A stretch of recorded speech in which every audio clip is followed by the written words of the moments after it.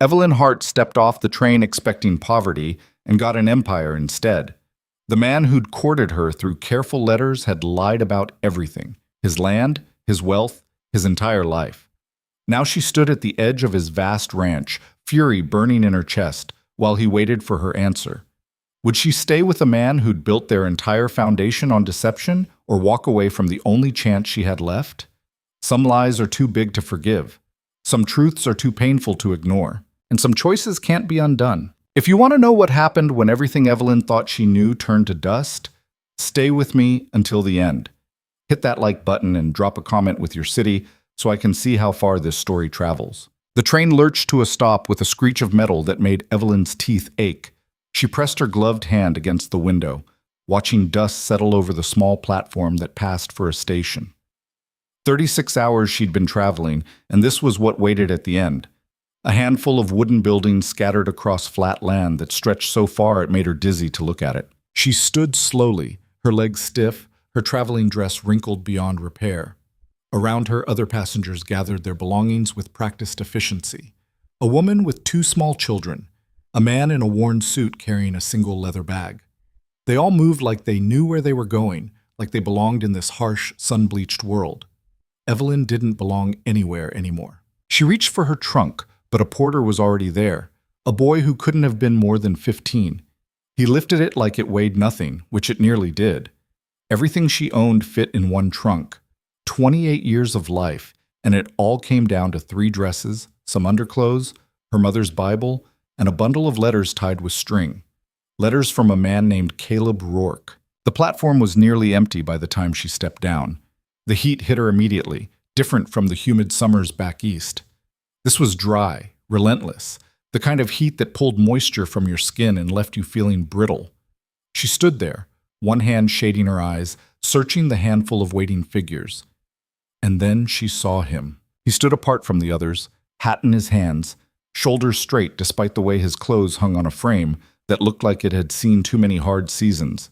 His face was weathered, lines cut deep around his eyes and mouth. Not old, but worn. 35, maybe 40. The letters had said 32. Their eyes met, and he moved toward her with long, careful strides. Miss Hart. His voice was quiet, rough around the edges like everything else out here. She nodded, not trusting herself to speak yet. Up close she could see the details the distance had hidden. Calluses on his hands, dust on his boots, a small scar above his left eyebrow. This was a man who worked with his hands, who knew what it meant to struggle. Good. She could respect that. The wagon's just over here. He gestured toward a simple buckboard hitched to 2 sturdy horses. Not fancy, but well-maintained. It's about an hour's ride. That's fine. He loaded her trunk himself, muscles flexing under his faded shirt, and then offered his hand to help her up. His grip was firm, steady. She settled onto the wooden seat, arranging her skirts, and he climbed up beside her. The space between them felt vast despite the narrow bench. They rode in silence for the first 10 minutes. Evelyn watched the town fall away behind them, replaced by endless grassland dotted with scrub brush and the occasional windblown tree.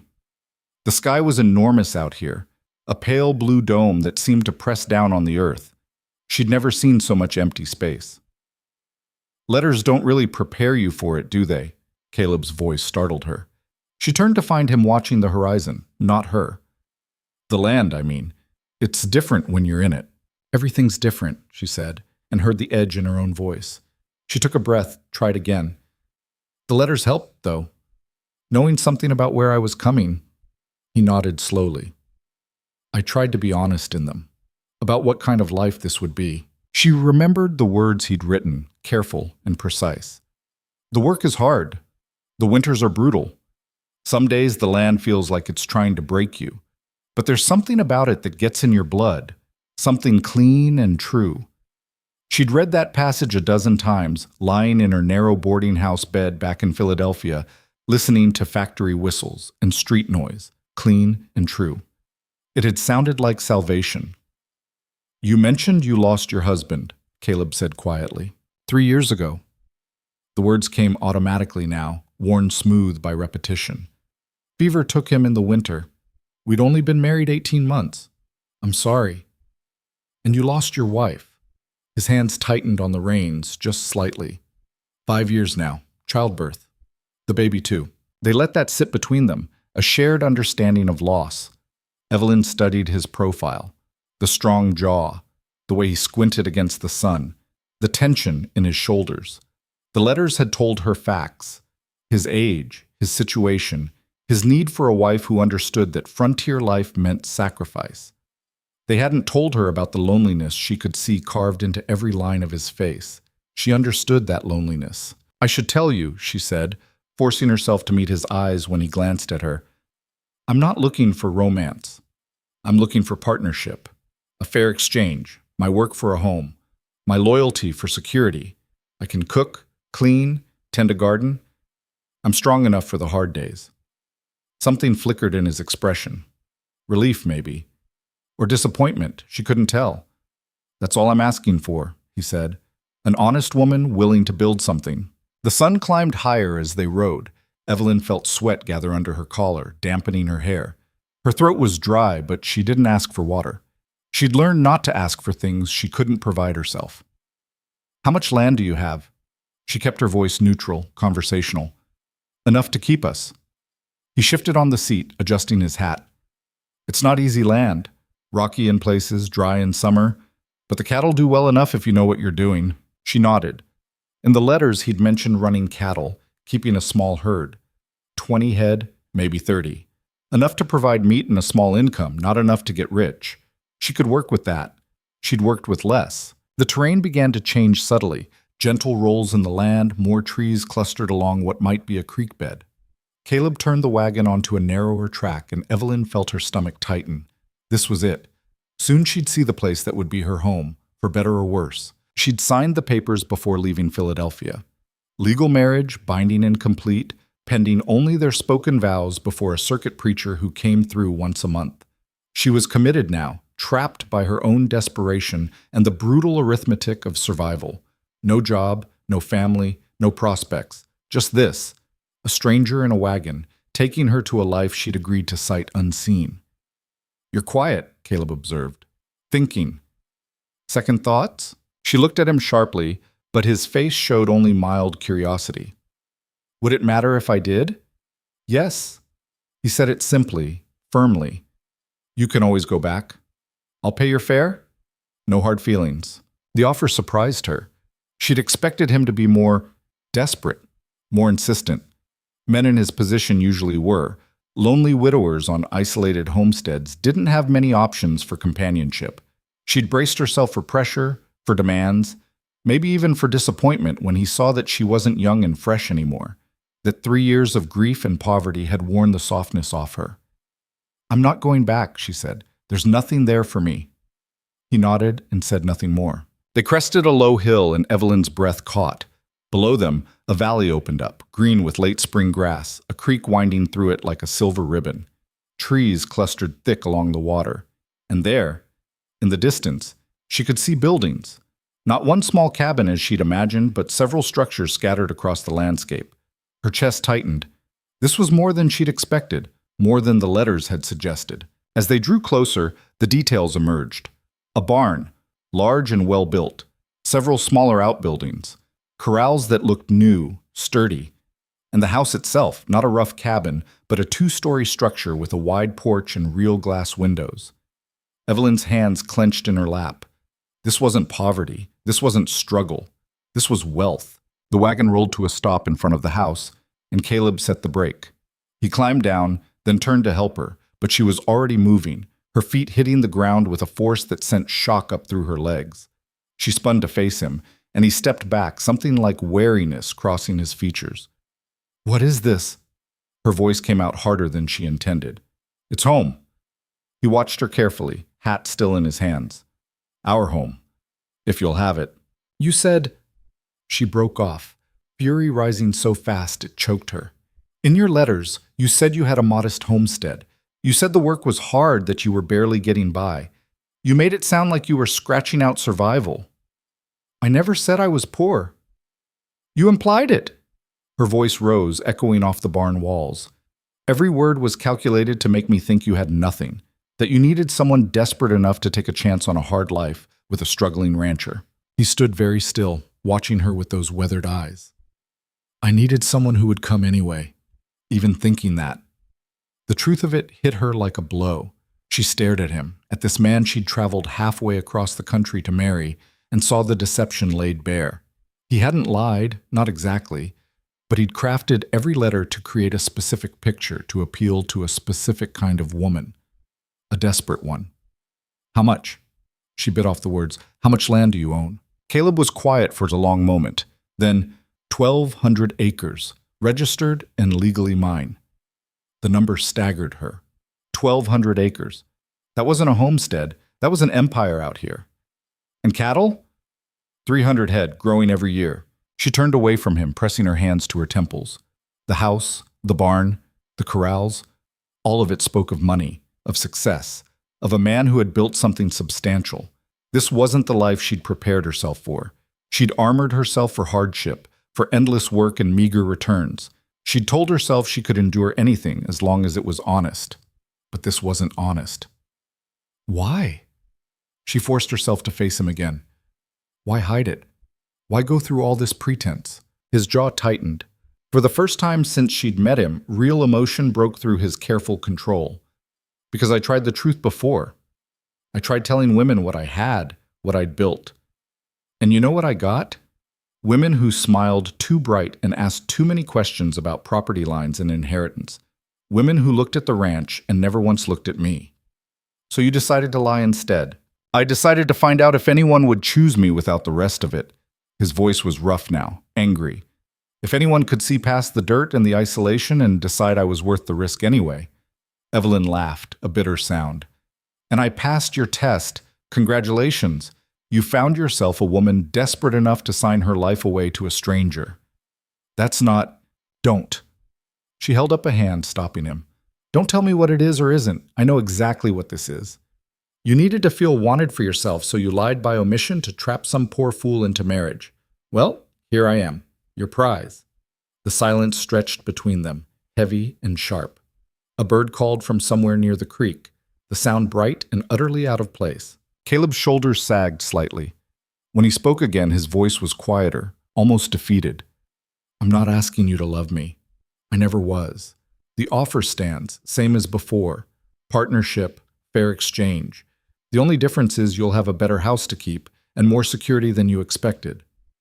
The difference, Evelyn said coldly, is that I can't trust a single word you say. She pushed past him, climbing the porch steps with her back rigid, her hands shaking with fury she couldn't quite name. The front door was unlocked, of course it was, out here in the middle of nowhere with no neighbors for miles. She stepped into a main room that was clean, simply furnished, and far more comfortable than anything she'd had in years. It made her want to scream. Behind her, she heard Caleb's boots on the porch, then stopping. He didn't follow her inside. She stood in the center of the room, breathing hard, trying to think past the rage and shock. She'd bet everything on this. Sold the last of her mother's jewelry to pay for the train ticket. Signed legal papers that made her Caleb Rourke's wife in everything but ceremony. She had no money for a return fare, no place to return to even if she did. The boarding house wouldn't take her back without rent, and she'd left Philadelphia owing 2 weeks already. Trapped. She was completely trapped. The realization settled over her like a weight. She sank into a chair by the cold fireplace, still wearing her dusty traveling clothes, and stared at her hands. These hands that had scrubbed floors and taken in mending and done whatever work she could find to stay alive after Thomas died. She thought she was done scraping by. She thought she was trading that for hard but honest work on a struggling homestead. Instead, she'd been manipulated into marrying a wealthy rancher who'd played at poverty to test her character. The front door opened quietly. Caleb stood in the doorway, backlit by the afternoon sun, his expression unreadable. There's water in the kitchen, he said. Food in the larder. The bedroom upstairs is yours. I'll take the spare room. I won't... He stopped, cleared his throat. You don't need to fear me. I'm not that kind of man. I don't know what kind of man you are. She didn't look at him. That's the problem.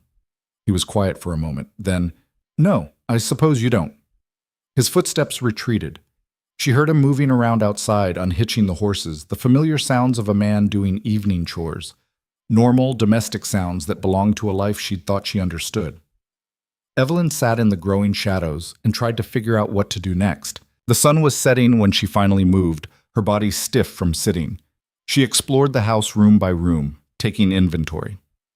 The main room with its fireplace and simple furniture. A kitchen with a proper stove, a pump bringing water right to the sink, luxury she hadn't had since before Thomas died. Upstairs, 2 bedrooms, both neatly kept. The larger one had a bed with a real mattress, a dresser, even a small mirror on the wall. Her trunk sat at the foot of the bed. Caleb must have brought it up while she was sitting downstairs. She opened it slowly, looking at her meager possessions. 3 dresses, all faded and carefully mended. Thomas's pocket watch, the only thing of his she'd kept. Her mother's Bible, which she rarely opened anymore. And underneath everything, wrapped in a scrap of cloth, the bundle of letters. She lifted them out, weighing them in her hands. Lies, all of them. Or not lies exactly, but careful constructions designed to deceive. She should burn them. Throw them in the stove and watch them curl and blacken. Instead, she untied the string and read them again. The work is hard. The winters are brutal. I'm looking for a partner, not a servant. Someone who understands that building something real takes time and sweat and stubbornness. I won't promise you wishes, but I can promise you honesty, loyalty, and a fair share of everything we build together. Honesty. She wanted to laugh at that line now, but as she read through them again, she realized he'd been careful never to specify how much land he had, how many cattle, how successful the ranch was. He'd let her assume poverty without actually claiming it. Clever and cruel. She heard the front door open, then close. Footsteps in the kitchen, the sound of water running. Caleb was back inside, probably making himself dinner. Her stomach growled, reminding her she hadn't eaten since early morning, but she couldn't bring herself to go downstairs yet. Couldn't sit across from him and pretend everything was fine. A knock on the bedroom door, soft and hesitant. "I'm leaving a plate outside the door," Caleb called through the wood. "If you're hungry." She didn't answer. After a moment, his footsteps retreated again. Evelyn waited until the house was silent before opening the door. The plate was there. Bread, cheese, some cold meat, an apple. Simple fare despite the wealth downstairs. She took it back into the room and ate mechanically, tasting nothing. Night fell completely. She changed into her nightgown, washed her face in the basin, and lay in the unfamiliar bed, staring at the ceiling. Moonlight slanted through the window, painting shadows across the walls. She could hear night sounds from outside, crickets, a distant coyote, wind in the trees. Foreign and lonely sounds. Sleep didn't come. Her mind spun in circles, trying to find a way forward. She could leave, but where would she go? She could stay and honor the agreement, but how could she build a life with a man who deceived her from the first word? She could confront him again, demand better answers, but what would that change? She was still awake when the sky began to lighten, the first gray of dawn creeping across the horizon. By the time the sun rose fully, she'd made a decision. She dressed carefully in her plainest dress, pinned her hair up tight, and went downstairs. Caleb was in the kitchen, standing at the stove. He turned when he heard her, his face carefully neutral. "Coffee's ready," he offered. "I don't want coffee." She stood in the doorway, arms crossed. "I want to talk." He nodded, moved the pot off the heat, and sat at the table. She remained standing, needing the height advantage, needing to feel like she had any kind of control. "I'm not leaving," she said. "I can't. You know that as well as I do." Something that might have been relief crossed his face, but he stayed quiet. "But I'm not going to pretend this is what you promised in those letters either. You wanted honesty? Fine. Here's mine. I came here expecting to work myself to the bone on a failing homestead. I was prepared for that. I was ready to prove I could survive anything. You don't have to—" "Let me finish." Her voice was sharp enough to cut him off. "You took that choice away from me. You decided you knew better what I needed to know. So now we're going to do this my way." Caleb's eyes narrowed slightly, but he nodded. "What's your way?" "I'm going to work this ranch like it's that struggling homestead you pretended to have. I'm going to earn my place here. And you—" She pointed at him, her hand steady despite the anger still burning in her chest. "You're going to prove you're the man you claimed to be in those letters. The one who wanted a partner, not a prize. The one who valued hard work and honesty." "I am that man. Then show me." She moved closer to the table, leaning forward to meet his eyes. Because right now, all I see is someone who built his whole fortune on reading the land and reading cattle and reading weather. Someone who's very good at understanding what things are worth. And I think you saw me like that too, measured my worth, calculated my desperation, and made an offer you knew I couldn't refuse. The accusation hung in the air between them. Caleb's jaw worked, his hands flat on the table. That's not... He stopped, took a breath. Maybe it was, at first. Maybe I did see you that way. But the letters, what I wrote to you, that was real. The kind of partner I'm looking for, the life I want to build, that's all real. Then we'll find out, won't we? Evelyn straightened. Starting today. She turned toward the door, ready to walk out and start learning every inch of this ranch she hadn't asked for, when his voice stopped her. Evelyn, she looked back. He was standing now, his expression more open than she'd seen it before. I'm sorry, he said quietly. I'm sorry I wasn't straight with you from the start. You deserved better than that. The apology surprised her. She'd expected defensiveness, justification, maybe even anger, not this raw honesty. Yes, she said finally. I did. She left him standing there and walked out into the morning sun. The ranch spread before her, vast and beautiful and completely foreign.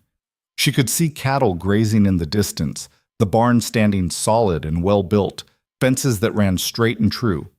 Everything spoke of care, of investment, of a man who knew how to build something lasting. But could he build a partnership? Could he build trust? That remained to be seen. Evelyn set her shoulders and started walking toward the barn.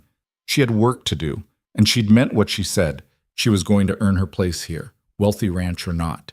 She was going to prove she was exactly who she'd always been. A woman who didn't flinch from hard work, who didn't need luxury to know her worth. And if Caleb Rourke wanted a real partner, he was going to have to prove he deserved one. Behind her, she heard the house door close and his footsteps following. Not rushing, not demanding, just following, giving her space but not leaving her alone. It was a start. Maybe not the start she'd planned for, but it was something. The sun climbed higher, burning off the last of the morning cool. Evelyn kept walking, her mind already cataloging everything she'd need to learn, every skill she'd need to master. This ranch was hers now, whether she'd known it or not. And she was going to know every fence post, every head of cattle, every inch of earth. No one was going to surprise her again. The barn smelled like hay and leather and something else she couldn't name. Animal warmth, maybe, or just the accumulated scent of years of hard work. Evelyn stepped inside, letting her eyes adjust to the dimmer light. The structure was bigger than it looked from outside, with stalls lining both sides and a loft overhead stuffed with hay bales. Everything was organized, clean. Not what she'd expected from a man living alone. Caleb's footsteps stopped just outside the door. She didn't turn around. There's tack in the room at the back, he said. Saddles, bridles, everything you'd need if you wanted to ride out. I don't know how to ride. A pause. I could teach you. Maybe. She moved deeper into the barn, running her hand along a stall door. A horse inside nickered softly, pushing its nose toward her. She'd been around horses before, back when Thomas worked at the factory, and they'd lived near the delivery stables, but she'd never ridden one. Never had reason to. That's Dancer, Caleb said, coming up beside her. Close, but not too close. She's gentle. Good for learning. Evelyn looked at the mare, a dark bay with kind eyes and a white blaze down her nose. The horse snuffed at her hand, searching for treats she didn't have. What do you do all day? She asked, still watching the horse. On a ranch this size. Caleb leaned against the stall door, his shoulder a foot from hers.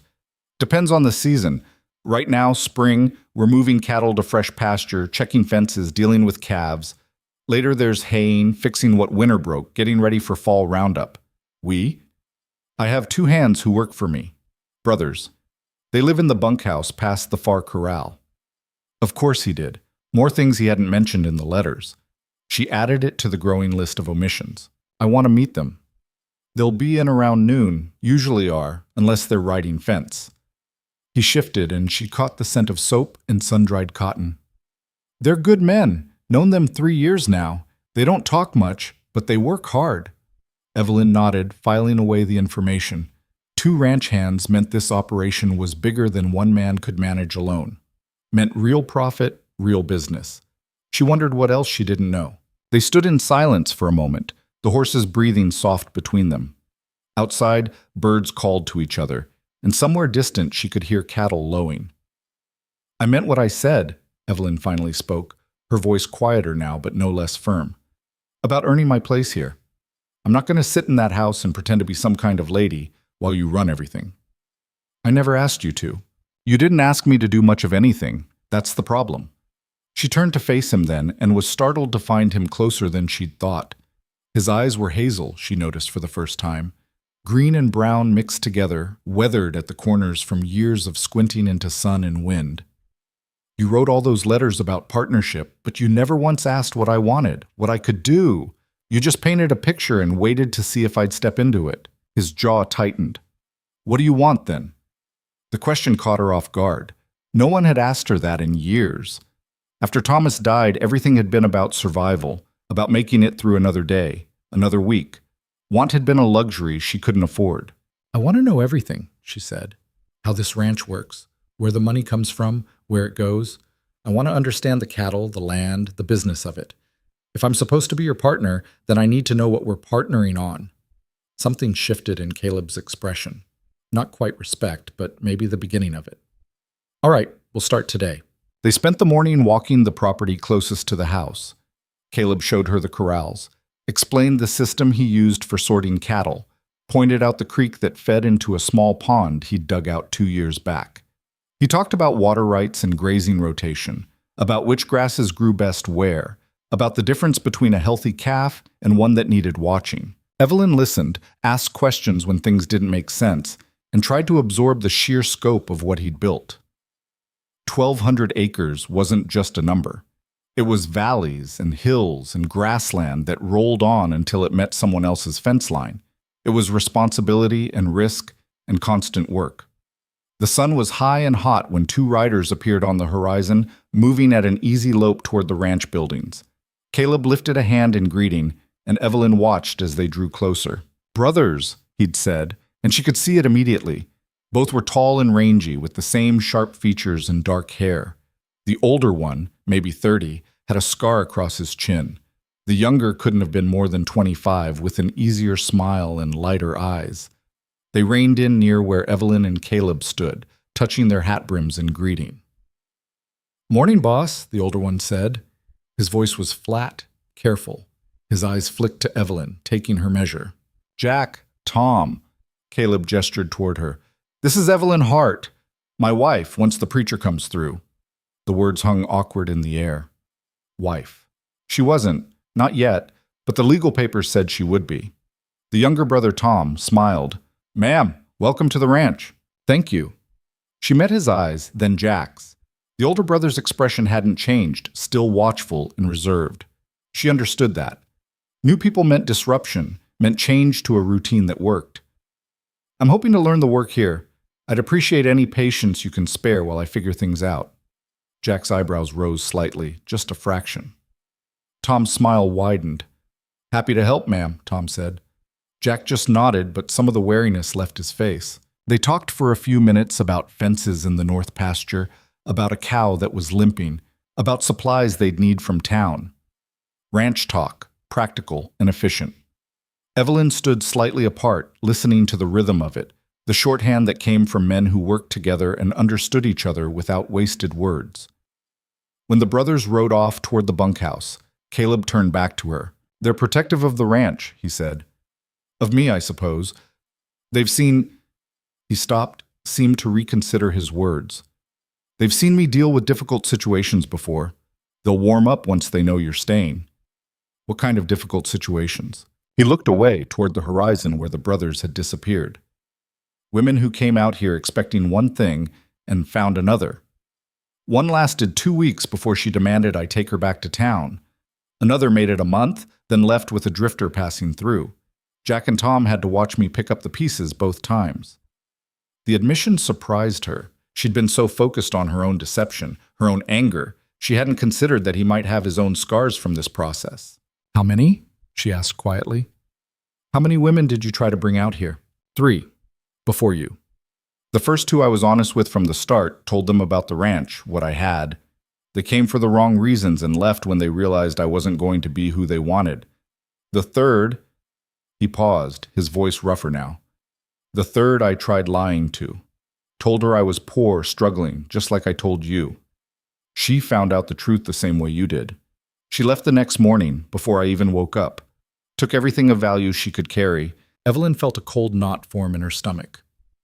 And you still thought lying was the answer? I thought you were different.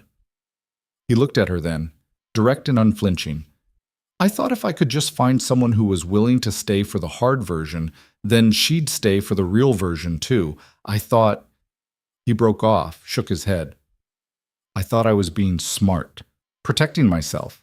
Turns out, I was just making the same mistake in a new way.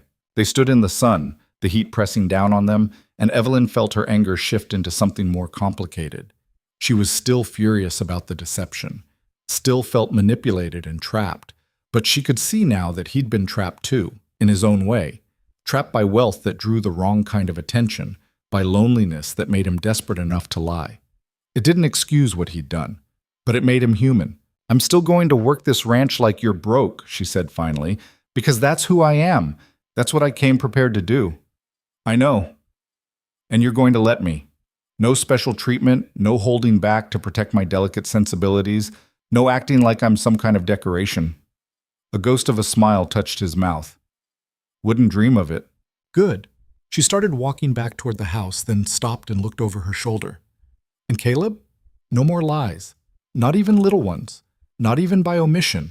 If I'm going to trust you, I need the truth. All of it. You have my word. Whether that word meant anything, she'd have to wait and see. The afternoon stretched long and hot. Evelyn changed into her oldest dress and an apron, then set about learning the house. It was larger than she'd realized, with a pantry stocked with more food than she'd seen in one place in years. Flour, sugar, coffee, dried beans, salt pork, canned vegetables. Caleb clearly made regular trips to town for supplies or had them brought in. She found herself in the kitchen, staring at the abundance, feeling a strange mix of relief and resentment. She'd been hungry too many times to take food for granted, but this felt excessive, wrong somehow, when she'd been scraping by on so little. We feed the hands too, Caleb's voice came from the doorway. She hadn't heard him come in. 3 meals a day when they're working. That's part of their pay. She nodded, running her fingers over the sacks of flour. What do you usually cook? Simple things. Beans, biscuits, whatever meat we have. I'm not much of a cook, but it's edible. I can do better than edible. It wasn't a boast, just fact. She'd learned to make something good out of almost nothing. With resources like this, she could feed an army. I don't doubt it. He moved into the kitchen, keeping space between them. There's a garden plot out behind the house. My first wife kept it. After she died, I tried, but... He gestured vaguely. I'm better with cattle than vegetables. Show me. The garden was overgrown, choked with weeds and volunteer plants that had gone wild. But the bones of it were good. A large rectangular plot with what looked like the remains of a fence to keep out rabbits and deer. Evelyn knelt at the edge, pulling aside weeds to see the soil underneath. Rich and dark, better than anything she'd worked with back east. This could be good, she said, already planning in her head. Tomatoes, beans, squash, potatoes, maybe corn if the season was long enough. Herbs by the kitchen door. I'll need tools, seeds. There's tools in the shed. As for seeds, he pulled a folded paper from his pocket, handed it to her. I had Tom pick up a catalog from town last week. You can order what you need. They deliver to the general store. She took the catalog, opened it to find pages of seeds, plants, gardening supplies. More abundance, more excess. She forced herself to swallow her discomfort and focus on what mattered. A garden meant fresh food, meant she could contribute something tangible and immediate. I'll start clearing this tomorrow, she said. I can help, or Jack and Tom. I'll do it myself. She stood, brushing dirt from her skirt. I need to do something with my hands, something that's mine. He studied her for a moment, then nodded. Fair enough. They ate dinner in awkward silence that night, sitting at opposite ends of the kitchen table. Evelyn had made stew from the salt pork and vegetables she'd found, with biscuits that turned out better than she'd expected in an unfamiliar oven. Caleb ate steadily, not commenting on the food, not commenting on anything. The quiet pressed against her ears. "Tell me about the ranch," she finally said, needing to fill the silence with something. "How did you get all this land?" He set down his spoon, leaned back in his chair. "My father homesteaded the original 160 acres, broke his back working it, barely made ends meet. When he died, I inherited that and his debts.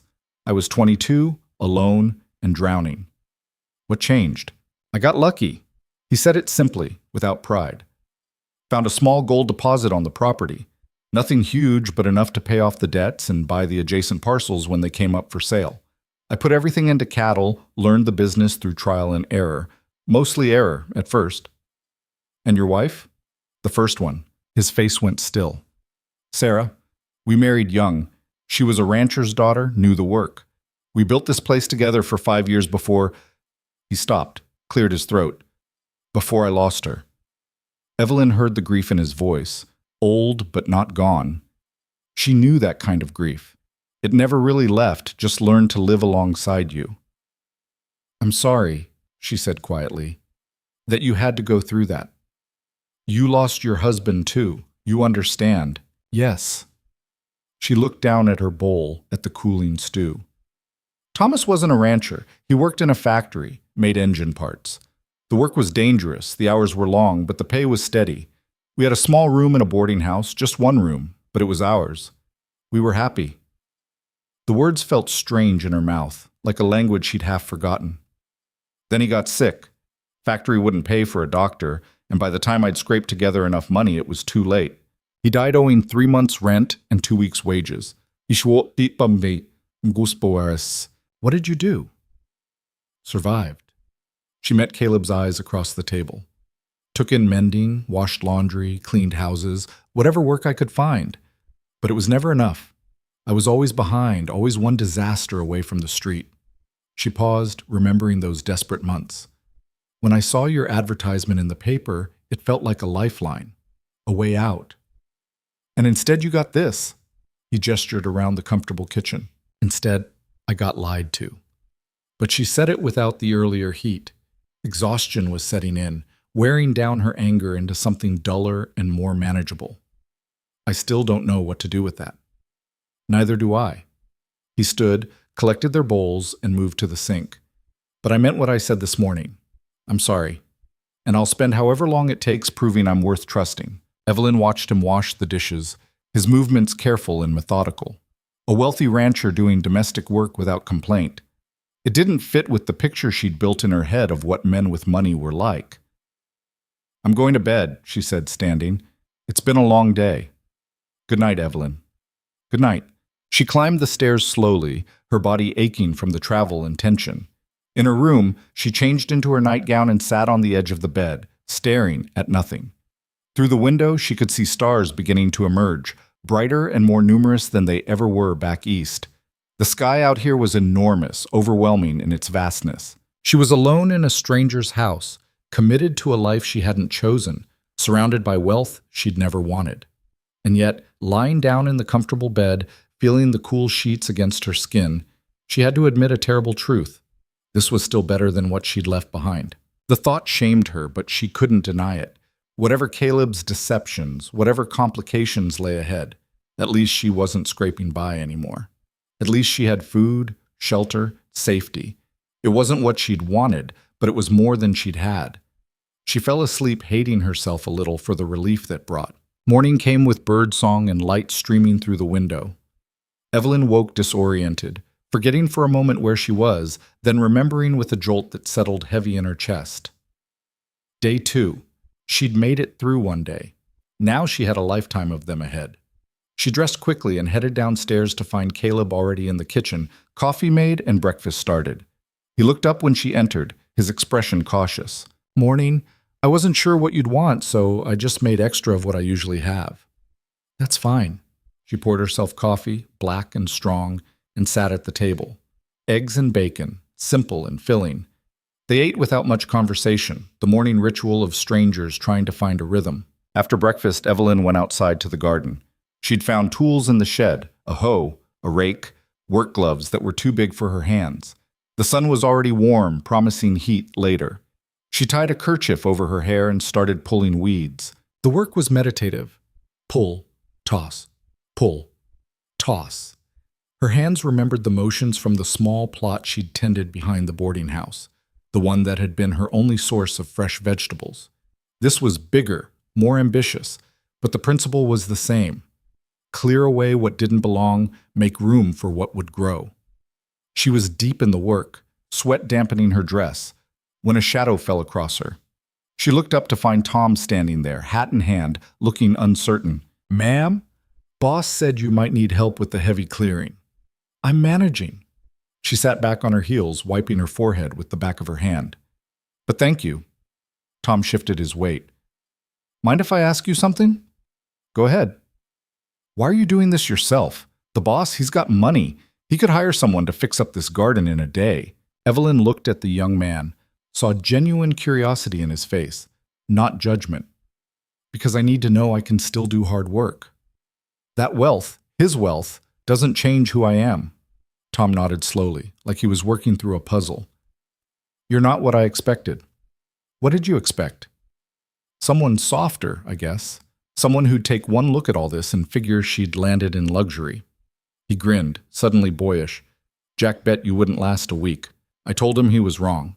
"What did you bet?" "That you'd last at least a month. Maybe longer." His grin faded into something more serious. "I think I'm going to win that bet." Evelyn found herself almost smiling. "Help me with that fence post over there, and I'll make sure you do." They worked together for an hour, Tom doing the heavy lifting while Evelyn directed and cleared. He was easy to talk to, filling the silence with stories about the ranch, about Caleb, about the country around them. She learned that winters could be brutal, that last year they'd lost 15 head to a late blizzard, that Caleb had ridden out in the storm himself to bring in what cattle he could, nearly froze doing it. "He's stubborn," Tom said, wrestling a fence post into alignment. "Won't ask for help even when he needs it. Thinks he has to do everything himself." "Sounds familiar?" Evelyn murmured. When Tom left to join his brother on the day's work, Evelyn continued alone. The sun climbed higher, the heat building. Her hands blistered inside the two big gloves. Her back ached. But she kept going, driven by something she couldn't quite name. Pride, maybe. Or spite. Or just the need to prove to herself that she could still do what needed doing. "You should take a break." Caleb's voice startled her. She'd been so focused she hadn't heard him approach. He stood at the edge of the garden, holding a canteen. "You'll make yourself sick in this heat." "I'm fine." "You're turning red as a beet." He came closer, held out the canteen. "Drink, please." She wanted to refuse on principle, but her throat was parched and the water sloshed invitingly. She took the canteen, drank deeply, the cool liquid almost painful going down. "Thank you." He sat on the edge of the garden bed, looking at what she'd accomplished. "You've done a lot." "Not enough." She gestured at the remaining weeds, the broken fence sections, the sheer scope of neglect. "This will take days to clear properly." "Then take days. No one's rushing you." Evelyn sat beside him, too tired to maintain her distance. They sat in silence, looking at the garden, the ranch beyond it, the mountains rising purple in the distance. "Can I ask you something?" Caleb said finally. "I suppose. Why didn't you remarry sooner? After your husband died, 3 years is a long time to struggle alone." She considered the question, the assumptions beneath it. "Because I didn't want to be someone's solution to a problem. I didn't want to marry out of desperation, to tie myself to a man just for survival." She laughed, bitter. "Ironic, isn't it? That's exactly what I ended up doing anyway." "Is it?" He turned to look at her, his expression serious. "Desperation, I mean. Is that the only reason you came?" "What other reason would there be?" "Hope, maybe. The chance to build something new. The possibility that life could be different than it was." He paused. "You could have found a desperate man anywhere. There are plenty of them. You chose to come all the way out here. That has to mean something." Evelyn wanted to dismiss it, to say it was all just arithmetic, the cold calculation of limited options. But sitting there in the sun, dirt under her nails and sweat on her skin, she couldn't quite make herself believe it. "Maybe," she admitted quietly. "Maybe there was some hope in it. Then we have that much, at least." They sat a while longer, neither speaking, both watching the land stretch away toward the horizon. Evelyn felt something shift in her chest, a tiny easing of the tight knot that had lived there since she'd first seen this place. Not forgiveness, not acceptance, but maybe the first step toward figuring out how to live with what was. "I should get back to work," she said, standing and brushing off her skirt. "Need help?" "No, but ask me again tomorrow." His smile was small but genuine. "I will." The days fell into a pattern. Evelyn rose early, made breakfast, spent mornings working the garden. Afternoons she devoted to learning the house, the property, the rhythm of ranch life. Caleb gave her space but stayed available, answering questions, showing her how things worked. The brothers warmed up gradually, Tom faster than Jack, but both eventually treating her like she belonged there. A week passed, then 2. The garden began to take shape under Evelyn's hands. She ordered seeds from the catalog and planted them in neat rows. She learned to ride Dancer, awkward at first but getting steadier each day. She cooked meals that the men ate with appreciation they tried not to show too obviously. And slowly, carefully, she and Caleb began to talk. They talked over dinner, over morning coffee, during long walks around the property. He told her about the ranch's finances, showed her the ledgers, explained profit and loss in terms she could understand. She told him about her life before, about Thomas, about the desperation and fear that had driven her west. They talked about small things and large things, building a vocabulary of shared experience. But they didn't talk about the future. That was still too uncertain, too fraught with complication. 3 weeks after her arrival, a rider came from town with news that the circuit preacher would be through in 2 days. Caleb told her over dinner, his voice carefully neutral. "We don't have to," he said. "If you're not ready, the legal papers are already filed. We can wait for the ceremony." Evelyn set down her fork, looking at this man she'd been living with, learning to know. He was careful with her, respectful of her space and her anger. He worked hard and treated his workers fairly. He'd kept his word about honesty, answering every question she asked, hiding nothing. But did that mean she should marry him? "I need to think about it," she said. "Take all the time you need." She spent that night staring at the ceiling, weighing impossible choices. The practical part of her said to go through with it. She was already here, already committed legally, if not ceremonially. The ceremony was just formality, making official what was already real. But another part of her, smaller and more frightened, whispered that once she spoke those vows, there would be no going back. No more room for doubt or escape. She would be Caleb Rourke's wife in truth, bound to this land and this life forever. Morning came without answers. She went through her routine mechanically, working in the garden, trying not to think. But her hand shook as she pulled weeds, and she finally had to stop, sitting in the dirt with her head in her hands. "Evelyn?" Caleb's voice, concerned. "What's wrong?"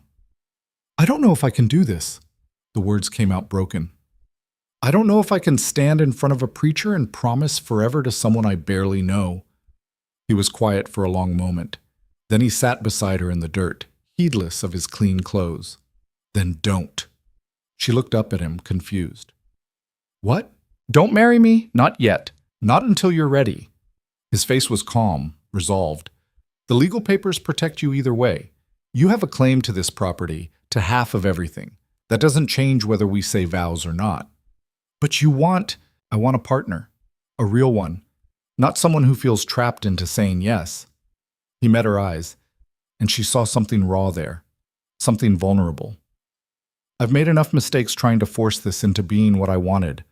I'm not going to make another one." Evelyn felt tears threaten, hot and unexpected. "I don't understand you." "I know. That's the problem, isn't it?" He smiled, sad and a little broken.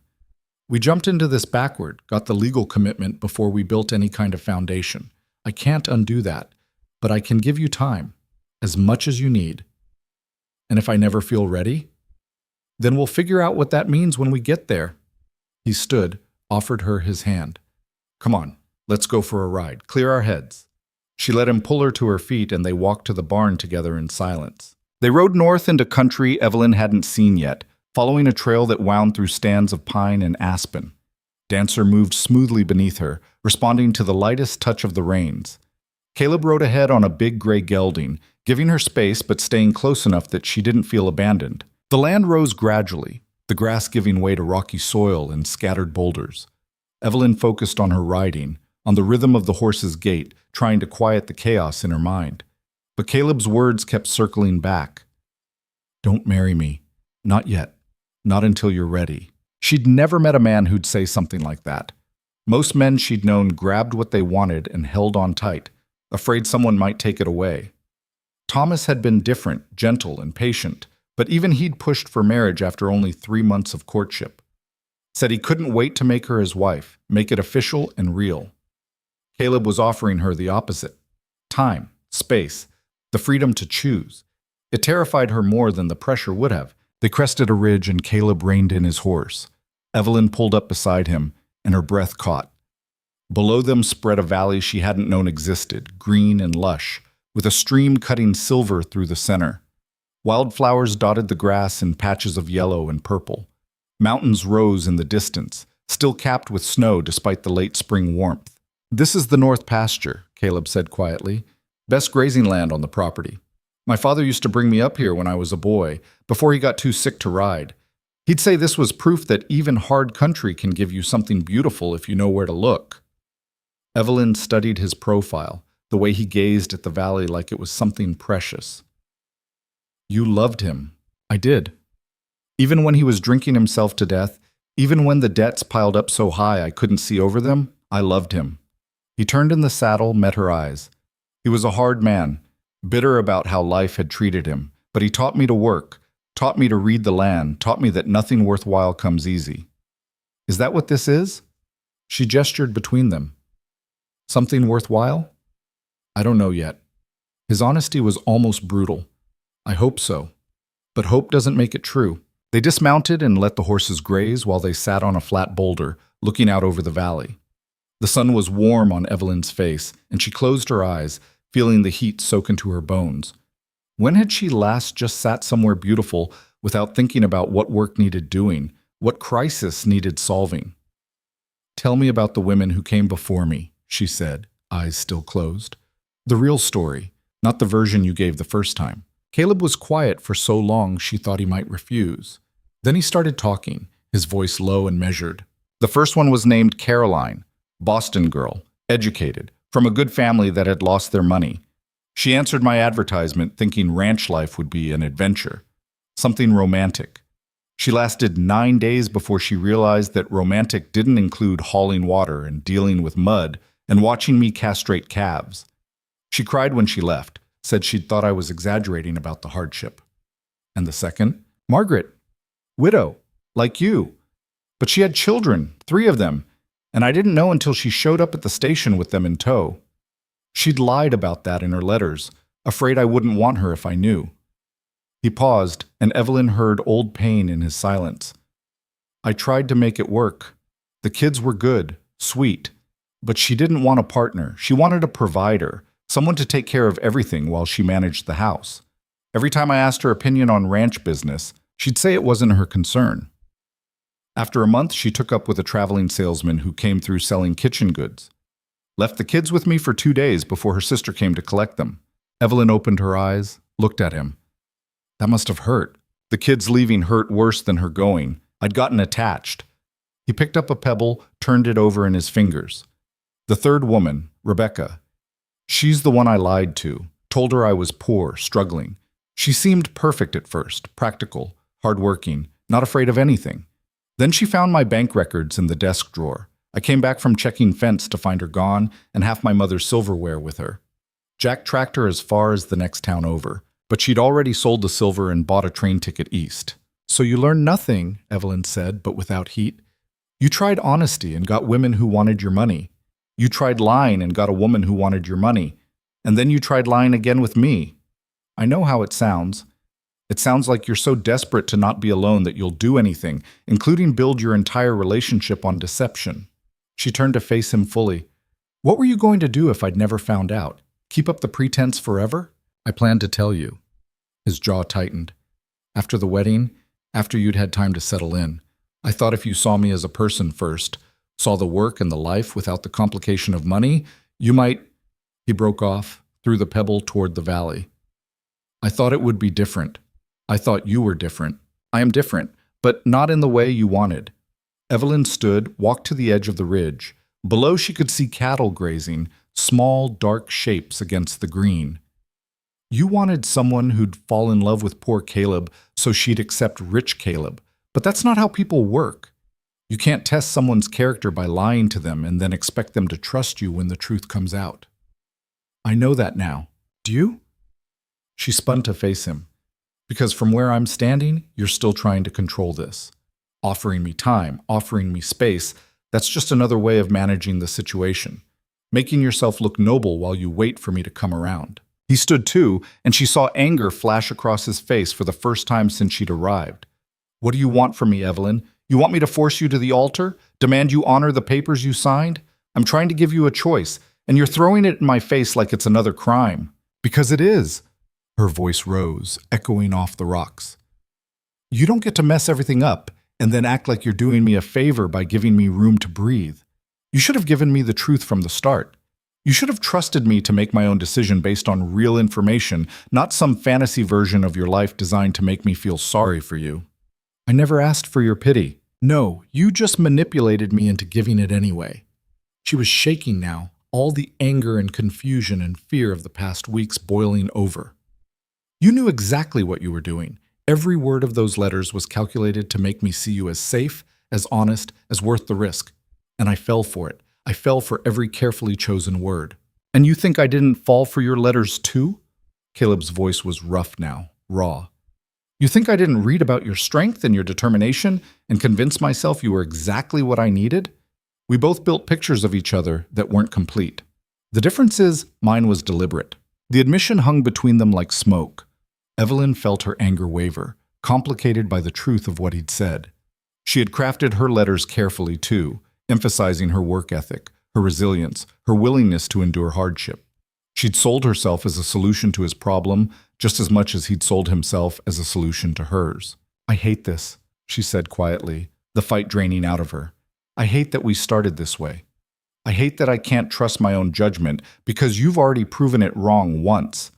I hate that every time I start to think maybe this could work, I remember the look on your face when I saw this ranch for the first time. You knew I'd feel betrayed, and you let it happen anyway. Caleb walked toward her slowly, stopping a few feet away, close enough to talk without shouting, far enough to give her space. You want honesty? Here it is. I was wrong. Not just about lying, but about what I was looking for. I thought I wanted someone who'd choose me over my money. But what I really wanted was someone who'd choose me without knowing about the money, so I could feel like I mattered for myself. He paused, his voice dropping. That's not fair to you or anyone else. It's asking you to prove something I should have believed about myself already. Evelyn stared at him, caught off guard by the raw self-awareness in his words. This wasn't a manipulation. This was just truth, ugly and uncomfortable and real. I don't know what to do with that, she said finally. Neither do I. He looked past her, toward the valley. But I know I'm tired of trying to control how this turns out. I can't make you trust me. I can't make you want to stay. All I can do is tell you the truth, and hope that's enough. They stood in silence, the wind picking up around them, carrying the scent of pine and grass and distant rain. Evelyn felt exhausted, wrung out from emotion. Part of her wanted to get back on Dancer and ride away, keep riding until she found somewhere that made sense. But another part of her, stubborn and practical, knew there was nowhere to go. This was it. This was the life she'd chosen, however blindly. She could stay and figure out how to live with it, or she could leave and go back to… what? Nothing. She'd go back to nothing. We should head back, she said, not answering any of the questions hanging in the air. There's weather coming in. Caleb looked at the sky, noted the dark clouds building on the horizon. You're right, let's go. They rode back in silence, faster than they'd come, racing the approaching storm. The wind picked up, bending the grass in waves, and Evelyn felt the first drops of rain hit her face as they reached the ranch buildings. They got the horses into the barn just as the sky opened up, rain hammering down so hard it sounded like stones on the roof. Evelyn stood in the barn doorway watching water pour off the eaves and felt something inside her crack open. She started crying, not the delicate tears women were supposed to cry, but big, ugly sobs that shook her whole body. All the grief she'd been holding back, for Thomas, for the life she'd lost, for the future she'd thought she was getting and didn't, it all came flooding out. She felt Caleb's presence beside her, but he didn't touch her, didn't try to comfort her. He just stood there in the dimness, giving her space to fall apart. And somehow, That made it worse and better at the same time. When she finally stopped, her face was swollen and her throat ached. She wiped her eyes with her sleeve, suddenly embarrassed. "Sorry," she managed. "Don't be." His voice was gentle. "You've earned the right to cry." They walked through the rain to the house, both of them soaked within seconds. Inside, Evelyn stood dripping on the kitchen floor, feeling cold and wrung out, and strangely lighter than she had in weeks. "I'll make coffee," Caleb said, moving toward the stove. "You should change into dry clothes." She nodded and went upstairs, peeling off her wet dress with fingers that shook from cold and exhaustion. She put on her nightgown and a shawl, not caring that it was the middle of the afternoon, and came back downstairs to find Caleb had changed too, his hair still damp and curling at his collar. He handed her coffee, and they sat at the kitchen table, listening to the rain pound against the windows. The storm had brought early darkness, and Caleb lit a lamp, the flame casting warm shadows across the room. "I want to tell you something," Evelyn said finally, wrapping her hands around the warm cup. "About Thomas." Caleb waited, not pushing. "Everyone thinks we were this perfect couple, that we loved each other desperately, that losing him destroyed me." She stared into her coffee. "And we did love each other, but it wasn't perfect. He drank too much sometimes. He had a temper. We fought about money, about his work, about wanting things we couldn't afford. The night before he got sick, we had a terrible argument. I told him I was tired of being poor, tired of living in one room, tired of wearing the same 2 dresses until they fell apart. And he told me I'd known what I was marrying into, that I had no right to complain." She paused, remembering that night, the words she couldn't take back. "He died 3 days later. And I never got to apologize for what I said. Never got to tell him I didn't mean it, that I was just scared and frustrated and taking it out on him." She looked up at Caleb. "So when people talk about my poor dead husband, about the tragedy of losing my great love, I want to scream. Because yes, I loved him. But I was also angry at him, and relieved sometimes that I didn't have to keep living that life. And the guilt of that relief is worse than the grief ever was." Caleb's expression was unreadable. "Why are you telling me this?" "Because you need to know I'm not some noble widow who's mourning her perfect marriage. I'm just a woman who made a choice. And it turned out complicated, and then it ended before we could figure out what it was supposed to be." She met his eyes.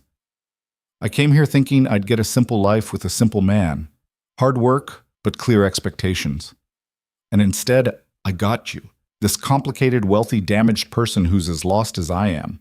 And I don't know if that's better or worse than what I was expecting."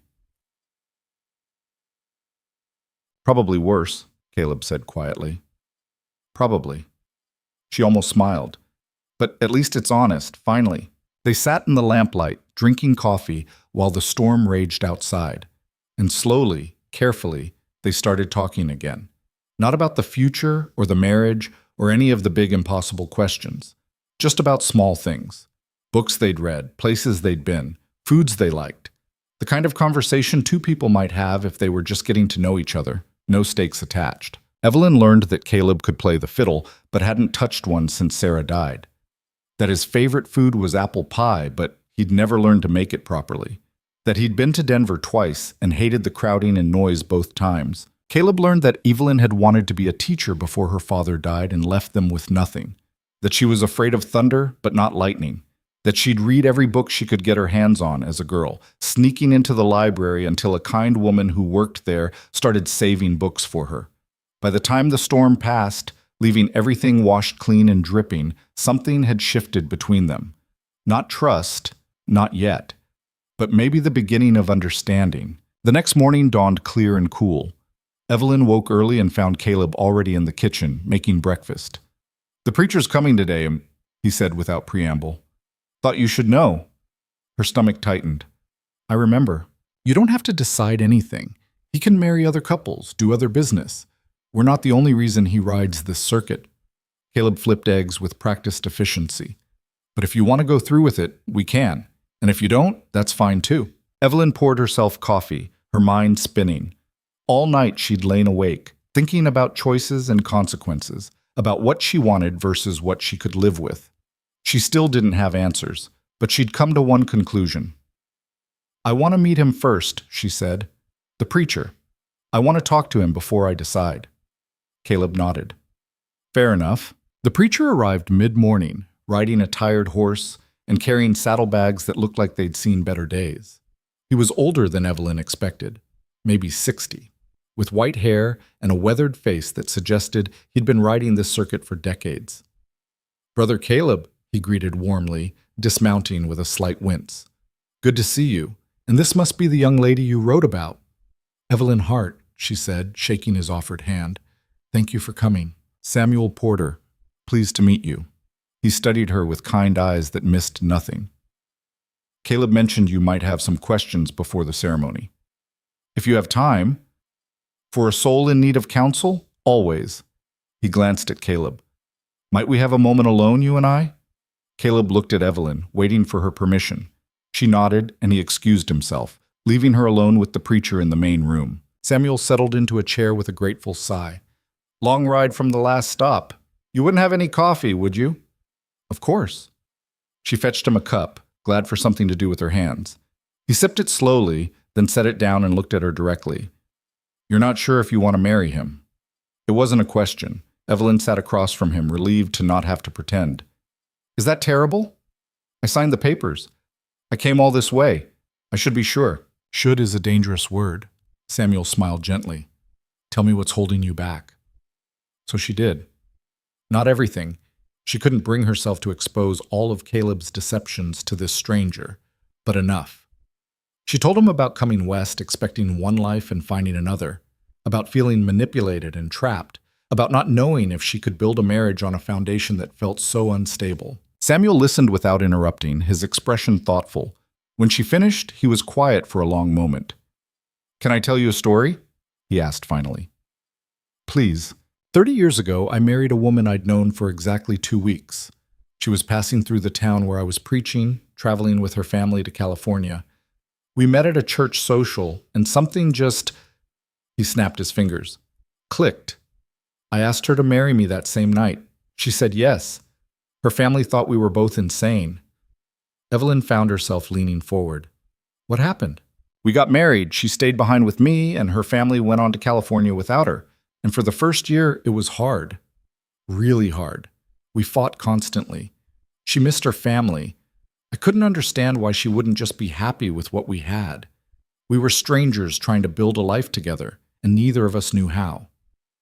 He paused, his eyes distant with memory. "But we stuck with it, and slowly we stopped being strangers. We learned each other's rhythms, each other's needs. It took time, but we built something real." "How long did it take?" "For us? About 5 years before I felt like I really knew her. 10 before I felt like we'd figured out how to be married." He smiled at her surprise. "Marriage isn't magic, child. It's work. Constant, difficult work. And sometimes it's work you're doing with someone you barely know, hoping that the effort itself will create something worth having." "But you chose each other," Evelyn protested. "You both wanted it from the start. This is different. I don't even know if I want this." "Don't you?" Samuel's gaze was penetrating. "You're here, aren't you? You stayed when you could have left. You're working the garden, learning the ranch, cooking meals. Those are the actions of someone who's choosing to stay, whether you'll admit it or not." Evelyn opened her mouth to argue, then closed it. He was right. She'd had opportunities to leave. Caleb had even offered to pay her fare back east. But she'd stayed. Day after day, she'd gotten up and kept working, kept trying to make a place for herself here. Why? "I'm scared," she whispered. "I'm scared it won't work. That I'll wake up 5 years from now and realize I've wasted my life on a mistake. That's a risk everyone takes when they marry. The only difference is some people have the luxury of pretending they know what they're getting into." Samuel leaned forward, his voice gentle but firm. "You don't have that luxury. You see the complications clearly. So the question isn't whether this is risky. The question is whether you think Caleb is worth the risk." "I don't know him well enough to answer that." "Then marry him anyway, and spend the rest of your life finding out." Samuel sat back. "Or don't marry him, and spend the rest of your life wondering what might have been. Either way, you're taking a leap into the unknown. At least this way, you're not alone when you land." Evelyn sat with his words, feeling them settle into the confused mess of her thoughts. Marry him anyway. Stop waiting for certainty and just choose, one way or the other. "What if I choose wrong?" she asked quietly. Then you learn from it and choose again. That's all any of us can do. Samuel stood, picked up his empty cup. I'll be here for another hour or so, seeing to some other folks in the area. If you decide you want to go through with it, let Caleb know. If not, that's fine too. No judgment either way. He left her alone with her thoughts. Evelyn sat in the quiet house, listening to the sounds of the ranch outside. Cattle lowing, chickens clucking, the distant ring of a hammer on metal. Normal sounds, daily sounds, the sounds of a life being lived. She thought about Thomas, about the year they'd had before he died. It hadn't been perfect, but there had been moments, Sunday mornings in bed, laughing over some small joke, walking home from the factory together, his hand warm in hers, the way he'd kissed her forehead when he thought she was sleeping. Those moments had been real, even if the rest was complicated. Could she build moments like that with Caleb? She didn't know. But Samuel was right. She'd never know if she didn't try. She stood and walked to the door, pushed it open. Caleb was by the barn, talking to Jack and Tom. He looked up when she appeared, his expression carefully neutral. She beckoned to him, and he came immediately, leaving the brothers behind. Well? He asked when he reached her. Evelyn took a breath, then another. This was it. The moment where she chose, really chose, what her life would be. I'll marry you, she said, but I have conditions. Something flickered in his eyes. Relief, maybe, or hope. Name them. First, we sleep in separate rooms until I decide otherwise. This marriage might be legal, but it doesn't start in a bed.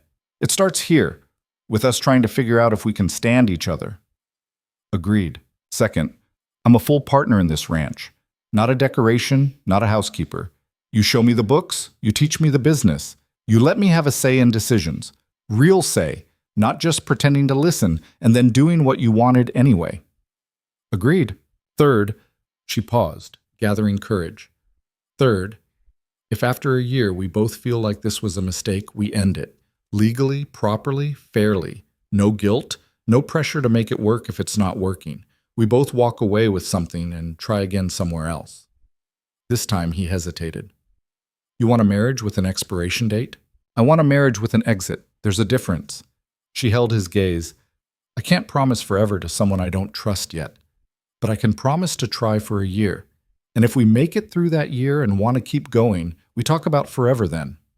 Caleb was quiet, working through what she'd said. She could see him considering it, weighing the cost against what he'd get in return. One condition of my own, he said finally. What? During that year, we both try.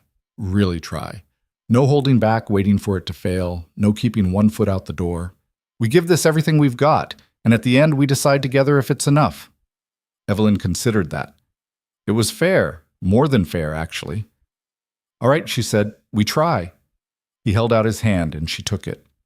They shook formally, sealing their bargain, and then stood there awkwardly, not sure what came next. I should go tell Samuel we're ready, Caleb said finally. I should change into something better than a work dress. They moved apart, each to their own preparations. Evelyn climbed the stairs to her room and opened her trunk, looking at her meager options. She had one dress that was newer than the others, a simple blue cotton she'd made herself the year before Thomas died. It wasn't fancy, but it was clean and well-fitted. She changed quickly, pinned her hair up properly, and studied herself in the small mirror. She looked scared, but also determined. Maybe that was enough. Downstairs, she found Caleb waiting in his Sunday clothes, a clean shirt, pressed trousers, a vest that actually fit properly. He looked nervous, his hands fidgeting with his hat. You look nice, he offered. So do you. They stood there, two strangers about to promise their lives to each other, and Evelyn felt a wild urge to laugh at the absurdity of it all. Instead, she took his arm when he offered it, and they walked outside together to where Samuel waited with his worn Bible. Jack and Tom stood nearby, cleaned up, and looking uncomfortable in their good clothes. They'd serve as witnesses, Caleb had said. Evelyn was grateful for their presence. It made this feel more real, more witnessed, than if it had just been her and Caleb and the preacher. Samuel opened his Bible, looked at them both with those kind, knowing eyes, and began to speak. The words washed over Evelyn like water. She heard them without quite processing them. Love, honor, cherish, in sickness and in health. Big promises, impossible promises, the kind people made when they thought they knew what the future held. She didn't know what the future held. But when Samuel asked if she took Caleb to be her lawfully wedded husband, she heard herself say yes. Her voice was steady, clear, a choice being made out loud in front of witnesses, binding and real. Caleb said yes too, and then it was done. They were married. Samuel closed his Bible, smiled at them both. "You may kiss your bride." Caleb looked at Evelyn, a question in his eyes. She nodded, just slightly, and he leaned in and pressed his lips to hers. It was brief, chaste, nothing like the kisses she'd shared with Thomas.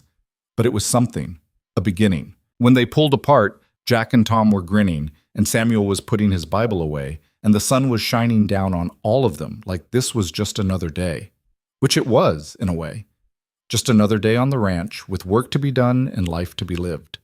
Except now she was Evelyn Rourke, and she had a year to figure out what that meant. The brothers insisted on celebrating with whiskey and a meal, and Evelyn found herself cooking for 4 instead of 2, while the men sat outside on the porch, passing a bottle between them. Through the window, she could hear their voices. Tom's laughter, Jack's rare comments, Caleb's quieter responses. They were giving him grief about something, the good-natured ribbing of men who'd worked together long enough to speak freely. She made biscuits and gravy, fried up the last of the bacon, scrambled eggs until her arm ached. Simple food, but plenty of it. When she called them in, they ate like they'd been starving, complimenting her cooking between bites. Even Jack cracked a smile when she refilled his plate without being asked. "Best meal we've had in months," Tom declared, wiping his mouth with the back of his hand. "Boss, you're a lucky man." "I know it," Caleb said, and his eyes met Evelyn's across the table. Something passed between them. Not love, not yet, but acknowledgement. They'd made a choice together, and now they had to live with it. After the brothers left, after the dishes were washed and put away, an awkward silence settled over the house. The sun was setting, painting the sky orange and pink through the windows. Soon it would be dark, and then it would be night. And they'd have to figure out how to exist in the same house as husband and wife, who weren't really husband and wife yet. "I'm going to check on the horses," Caleb said abruptly, grabbing his hat. "Make sure everything's settled for the night." He was giving her space, Evelyn realized, letting her have the house to herself while she prepared for bed, avoiding the uncomfortable reality of their arrangement.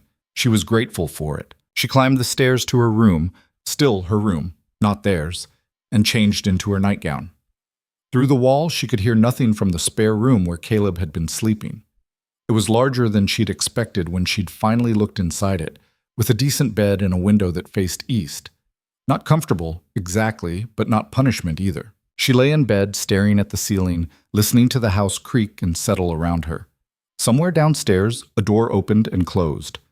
Footsteps on the stairs, careful and quiet. A pause outside her door, then movement continuing down the hall. Another door opening and closing. Evelyn released a breath she hadn't known she was holding. Day 1 of marriage. She'd survived it. The days that followed fell into a rhythm that felt almost normal. Evelyn rose early, made breakfast, worked the garden until the heat drove her inside. Caleb taught her the ranch business like he'd promised, showing her the ledgers, explaining profit margins and market prices, and the delicate balance of buying and selling at the right times. She learned that running a ranch this size meant constant calculation, constant risk. "We're doing well now," he told her one afternoon, both of them sitting at the kitchen table with the account book spread between them. "But 2 bad winters in a row could wipe us out, or a disease running through the herd, or the market dropping before we can sell. So you live with that fear constantly. You learn to live with it." He pointed to a column of numbers. "That's why I keep this much in reserve. Enough to get through 1 bad year, maybe 2 if we're careful. My father never did that, spent everything he made trying to expand too fast. That's what killed him in the end." Evelyn studied the numbers, the careful handwriting that tracked every dollar in and out. This was a different kind of poverty than she'd known. Not the immediate desperation of not knowing where the next meal would come from, but the slow grind of protecting what you had from forces you couldn't control. "What happens if we have 3 bad years?" she asked. "Then we lose everything." He said it calmly, like he'd made peace with the possibility. "That's the gamble. But I'm betting I'm smarter and luckier than my father was. She looked at him, at the confidence in his posture despite the brutal honesty of his words. Are you? Smarter, yes. Luckier? He shrugged. Ask me in 20 years. They were interrupted by the sound of hoofbeats outside, fast and urgent. Caleb was on his feet immediately, moving to the window. Evelyn followed, and they both saw Jack riding in hard, his horse lathered with sweat. Something was wrong. Caleb was out the door before Jack had even dismounted. Evelyn grabbed a shawl and followed, her heart pounding. Fence is cut in the west pasture, Jack said, breathing hard. 40, maybe 50 head got through before Tom spotted it. They're scattered into Morrison's property. Caleb swore, low and vicious. Morrison's land is posted. He'll claim any cattle on his side as trespassers and keep them. That's what I figured. Jack's face was grim. We need to move fast. Where's Tom now? Tracking them, trying to keep them from going deeper in. But he can't hold them alone. Caleb turned to Evelyn. I have to go. This could take hours, maybe all night. Morrison's a bastard. He's probably the one who cut the fence in the first place. He's been trying to drive me out for years. Why? Evelyn demanded. Because he wants this land and he doesn't like that I won't sell. Caleb was already moving toward the barn, Jack following. Stay in the house, lock the doors. If anyone comes who isn't me or one of the brothers, don't open up. I'm coming with you. He stopped, turned. Evelyn, no. It's dangerous. Morrison has men who won't hesitate to. I can ride now. You taught me. And you need all the help you can get if you're going to recover those cattle before they're claimed. She met his eyes, refusing to back down. I'm your partner, remember? That was the deal. Caleb looked at Jack, who shrugged. Could use the extra hands, boss. And she's got a point about the deal. Fine. But you stay close to me, and if I tell you to run, you run. Understood? Understood. They rode out as the sun was setting, the three of them pushing their horses hard toward the west pasture. Evelyn's thighs ached from gripping Dancer's sides, but she kept pace, refusing to slow them down.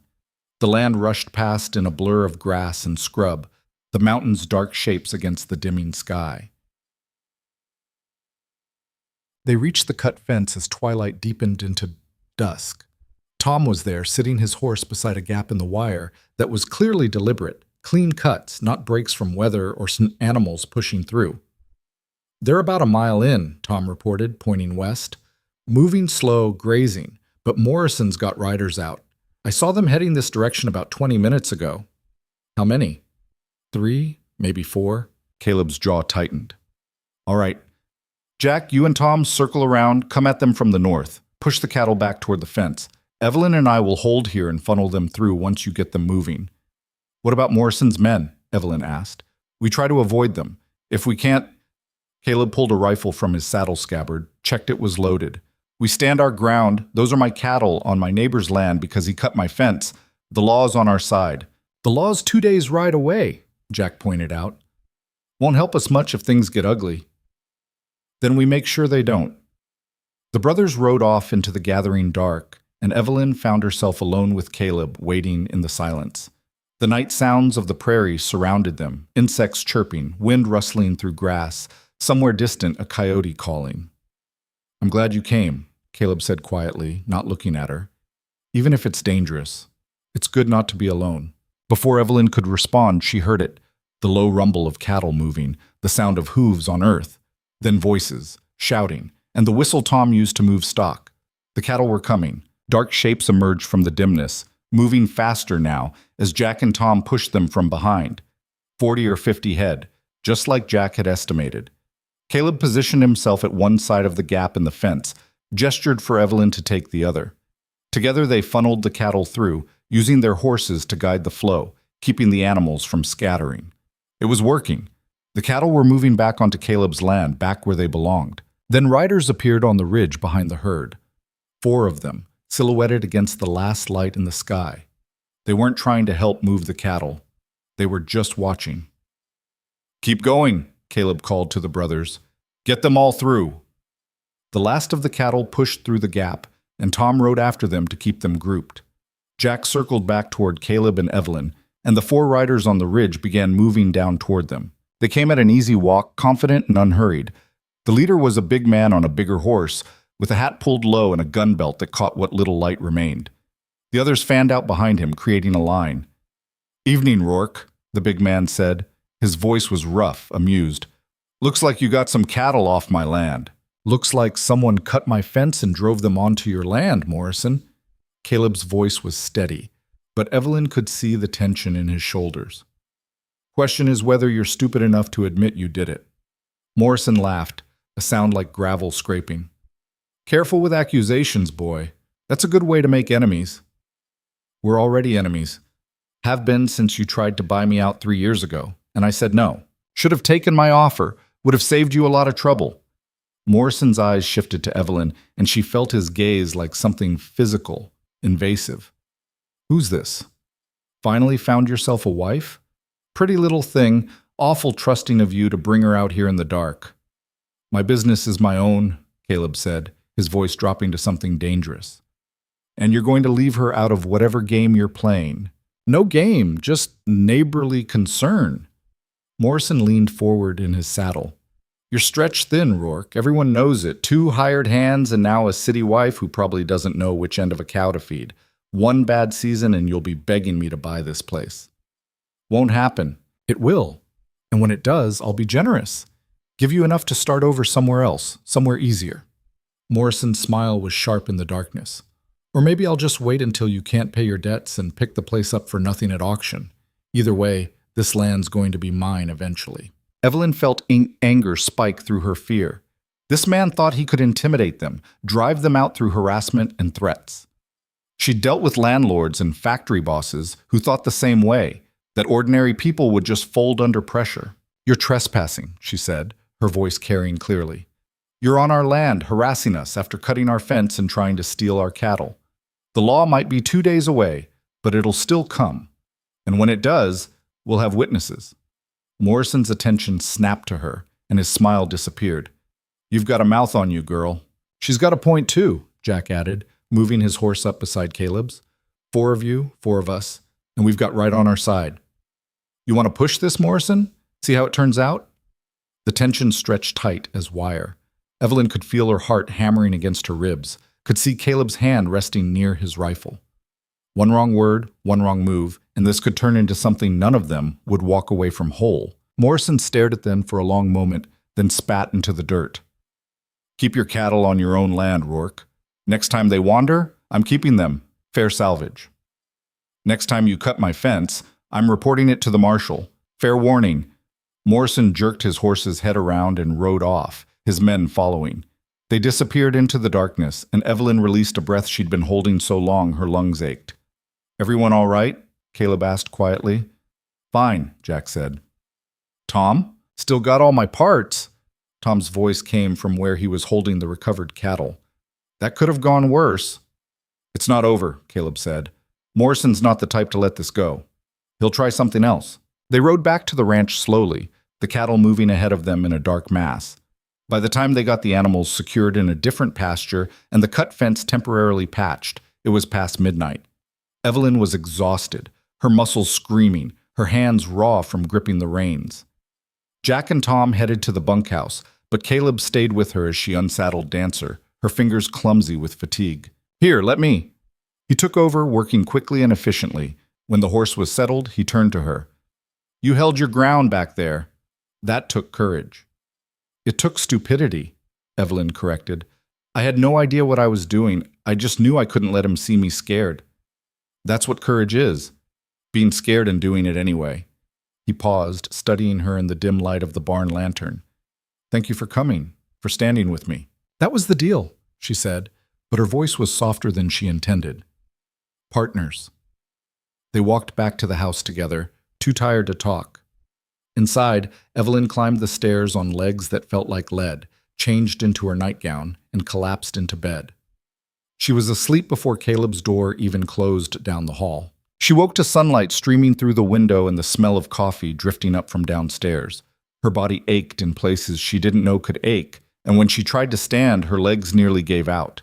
Riding muscles she'd thought she'd developed clearly hadn't been ready for last night's hard push. Downstairs, she found Caleb at the stove making breakfast. He looked as tired as she felt. dark circles under his eyes, moving with the stiffness of someone who'd pushed himself past reasonable limits. "Morning," he offered, pouring her coffee without asking. "Morning." She sat carefully, trying not to wince. "How bad is the fence?" "Bad enough. We'll need to replace a whole section, not just patch it. I'm riding into town today to get wire and posts. You want to come, or would you rather rest?" Evelyn considered.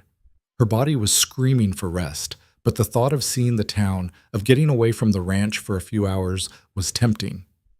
"I'll come. I should meet people. Start to be seen as your wife instead of just some woman living on your property." He nodded, understanding the politics of it. In a small frontier community, reputation mattered. Being seen together, publicly claiming their marriage, would shut down gossip before it started. They set out after breakfast, taking the wagon instead of riding. The journey to town took 2 hours, following a rough track that wound through open country. Caleb pointed out landmarks as they went. A particular tree where he'd once found shelter during a storm, a creek that ran dry by August, the boundary line where his property ended and someone else's began. "You know every inch of this land," Evelyn observed. "I've had to. Knowing your property is the difference between keeping it and losing it." He flicked the reins, keeping the horses at a steady pace. "My father never bothered to learn it properly. He'd graze cattle in the same spots year after year, wear the grass down to nothing, then wonder why his herd stayed thin. I learned from his mistakes." The town, when they reached it, was bigger than Evelyn had expected, a proper main street with maybe 20 buildings, a church at one end, a saloon at the other. There was a general store, a bank, a feed, and grain, a smithy, and various other businesses clustered along the dusty thoroughfare. People stopped and stared as they rolled down the street, and Evelyn felt the weight of their curiosity. She kept her back straight, her expression pleasant but not too eager. She'd learned long ago that first impressions mattered, especially for women. Caleb pulled up in front of the general store and helped her down from the wagon. His hand on her waist was brief, impersonal. But the gesture itself sent a message to anyone watching.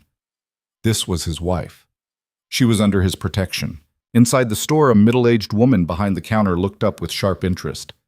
"Caleb Rourke, heard you went and got yourself married." Her eyes raked over Evelyn, assessing everything from her dress to her posture. "This her?" "Evelyn, this is Mrs. Patterson. She runs the store with her husband." Caleb's voice was polite but cool. "Mrs. Patterson, my wife, Evelyn Rourke." The use of her married name made something flutter in Evelyn's chest. She pushed the feeling aside and offered her hand. "Pleasure to meet you, Mrs. Patterson." The woman's handshake was firm, evaluating. "You're the one from back east, Philadelphia, wasn't it?" "That's right." "Long way to come for a man you never met." It wasn't quite an accusation, but it wasn't friendly either. "Long way to come for a new start," Evelyn corrected gently. "Sometimes distance is necessary for change." Mrs. Patterson's eyebrows rose slightly, reassessing. "Well, you're certainly not what I expected. The others were—" She caught herself, glanced at Caleb. "Never mind. What can I get for you folks?" While Caleb ordered fence wire and posts, Evelyn browsed the store. It was well stocked for a frontier establishment. Dry goods, cloth, tools, a surprising array of canned goods and household items. She found herself in front of a shelf of books, her fingers trailing over the spines hungrily. "Find something you like?" Mrs. Patterson had appeared beside her, her expression slightly less hostile than before. "I haven't had a new book in years," Evelyn admitted. "These are wonderful." "You read a lot?" "When I can. Back in Philadelphia, I'd borrow from the library, but out here," she gestured vaguely, "out here we make do with what we have." Mrs. Patterson pulled down a slim volume. "This came in last week. Poetry. Not many folks in town would appreciate it, but you seem the type." Evelyn took the book, opened it to find Whitman's verses printed on good paper. The price on the inside cover made her wince, more than she could justify spending on something as impractical as poetry. "I'll take it," Caleb said from behind her. He'd finished his order and was pulling out his wallet. "And whatever else she wants." "Caleb, no, it's too expensive for my wife to have something that makes her happy." He looked at Mrs. Patterson. "Add it to my account." The woman nodded, and something in her expression shifted. Whatever test she'd been running, Evelyn had apparently passed it. They left the store with promises that the fence materials would be delivered to the ranch by the end of the week. Outside, Caleb loaded the few items they'd bought for immediate use into the wagon, and they prepared to head back. "Mr. Rourke!" A man's voice called from across the street. They turned to see a thin man in a suit approaching, his expression nervous. "Could I have a word?" Caleb's face went carefully blank. "Mr. Henderson, what can I do for you?" "It's about the loan, the payment that was due last month." Henderson glanced at Evelyn, clearly uncomfortable having this conversation in public. "Perhaps we could discuss this privately?" "Anything you need to say to me, you can say in front of my wife." Caleb's voice was hard. "We're partners in the ranch." Henderson swallowed. "Very well. The payment was late by 2 weeks. The bank is concerned about—" "The payment was made in full, with interest for the delay." Caleb's tone didn't invite argument. "I had fence damage that required immediate attention. The payment came as soon as the repairs were handled." "Yes. Well, the bank prefers timely payments. We can't have—" "The bank can take my business elsewhere if 2 weeks late on one payment is a problem." Caleb stepped closer, and Henderson actually took a step back. "I've banked with you for 8 years. Never missed a payment before this, and this one was only late because of vandalism on my property. You want to push me on this, Henderson? See if I take my accounts to the bank in Millerton instead?" Henderson paled. "That won't be necessary. I'm sure the bank will understand the circumstances. I'll note it in your file." "You do that." Caleb took Evelyn's arm, helped her up into the wagon. "Good day." They rode out of town in tense silence. Evelyn waited until they were clear of the buildings before speaking. "You have a loan on the ranch?" "Yes." He didn't look at her. "Took it out 3 years ago to buy the Morrison property. Well, the land I tried to buy that Morrison ended up getting instead. I used the loan money to expand the herd and improve the infrastructure instead." "How much do you owe?" He told her. The number made her stomach drop. It was more than she'd ever seen in her life, more than she could properly comprehend. "That's why Morrison thinks he can wait you out," she said slowly, understanding clicking into place. "He knows about the loan. He knows that if you miss payments, the bank could foreclose. He's counting on it." Caleb's hands were tight on the reins. "That's why he's been harassing me. Cut fences, spooked cattle, anything to cost me money and time. He figures eventually I'll either sell to him or lose everything to the bank, and either way he gets the land." "Why didn't you tell me about this before?" Evelyn demanded. "This is the kind of thing a partner needs to know." "Because I didn't want you to panic. Didn't want you to think you'd tied yourself to a man who might lose everything." He finally looked at her, and his expression was bleak. "I've got 3 years left on the loan. If I can make the payments, stay profitable, keep Morrison from bleeding me dry, I'll own the ranch free and clear. But if anything goes wrong, if I have one bad year—" "We lose everything," she finished for him, "just like you said in the ledgers." "Just like I said." They rode in silence for a while, both processing the weight of what had been laid bare. Evelyn felt anger stirring again, more secrets, more things he'd kept from her. But alongside the anger was something else. Understanding, maybe. He'd been protecting her, in his way, or protecting himself from seeing fear in her eyes. "How close are we?" she asked finally. "To missing a payment." "Closer than I'd like. Last winter was hard. Lost more cattle than I'd budgeted for. This year needs to be good, really good, or we'll be cutting it razor thin. Then we'll make it good." Evelyn heard the determination in her own voice and was surprised by it. "We'll work harder, sell smarter, do whatever it takes." Caleb looked at her, something like hope flickering in his expression. "You mean that, even knowing we might fail?" "I made a promise. 1 year of trying everything we've got. I don't break my promises." She paused, then added more quietly, "Even if they were made under circumstances I didn't fully understand." He reached over and took her hand, squeezed it briefly, then let go. The gesture was small, but it felt significant. They were in this together now, for better or worse. The wealth she'd been so angry about discovering was an illusion built on debt and risk. The comfortable house, the stocked pantry, the successful ranch, all of it was mortgaged against a future that wasn't guaranteed. She'd married a rich man who might be poor in 3 years, or she'd married a man fighting to keep what he'd built, and now she was fighting beside him. Either way, there was no going back. The ranch came into view as the sun started its descent toward the mountains. Home, Evelyn thought, and was surprised to realize she meant it. In the handful of weeks since she'd arrived, this place had become familiar. The way the light hit the barn in the morning, the sound of cattle in the distance, the smell of grass and dust and possibility. They unloaded the wagon together, working in the comfortable silence of people who'd learned each other's rhythms. When everything was put away, Caleb turned to her. "I'm going to ride out and check the new fence patch before dark. Make sure it's holding. I'll start dinner."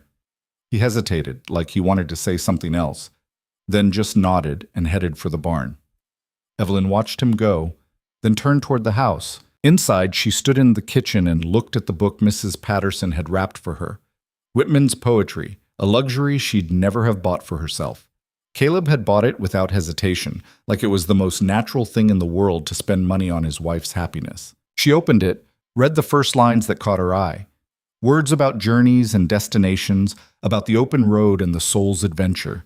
Beautiful words, impractical words, the kind that fed something in her that had been starving for years. She set the book carefully on the shelf near her bed and went to make dinner. But all through the cooking, through the meal they ate in companionable quiet, through the evening chores and the settling of the house for night, she kept thinking about those words. The open road, the soul's adventure. Maybe that's what this was. Not a trap or a mistake or a desperate gamble, but an adventure. One that might end in failure, but might also end in something she couldn't yet imagine. That night, lying in her bed with Caleb in his room down the hall, Evelyn let herself admit a dangerous truth. She was starting to care what happened to this place, to this life, to this complicated, damaged man who'd lied to her and then given her the truth even when it cost him. She didn't love him, not yet, maybe not ever. But she was invested now, in a way that went beyond legal papers and practical partnerships. She was choosing to stay, not because she had no other options, but because she wanted to see how this turned out.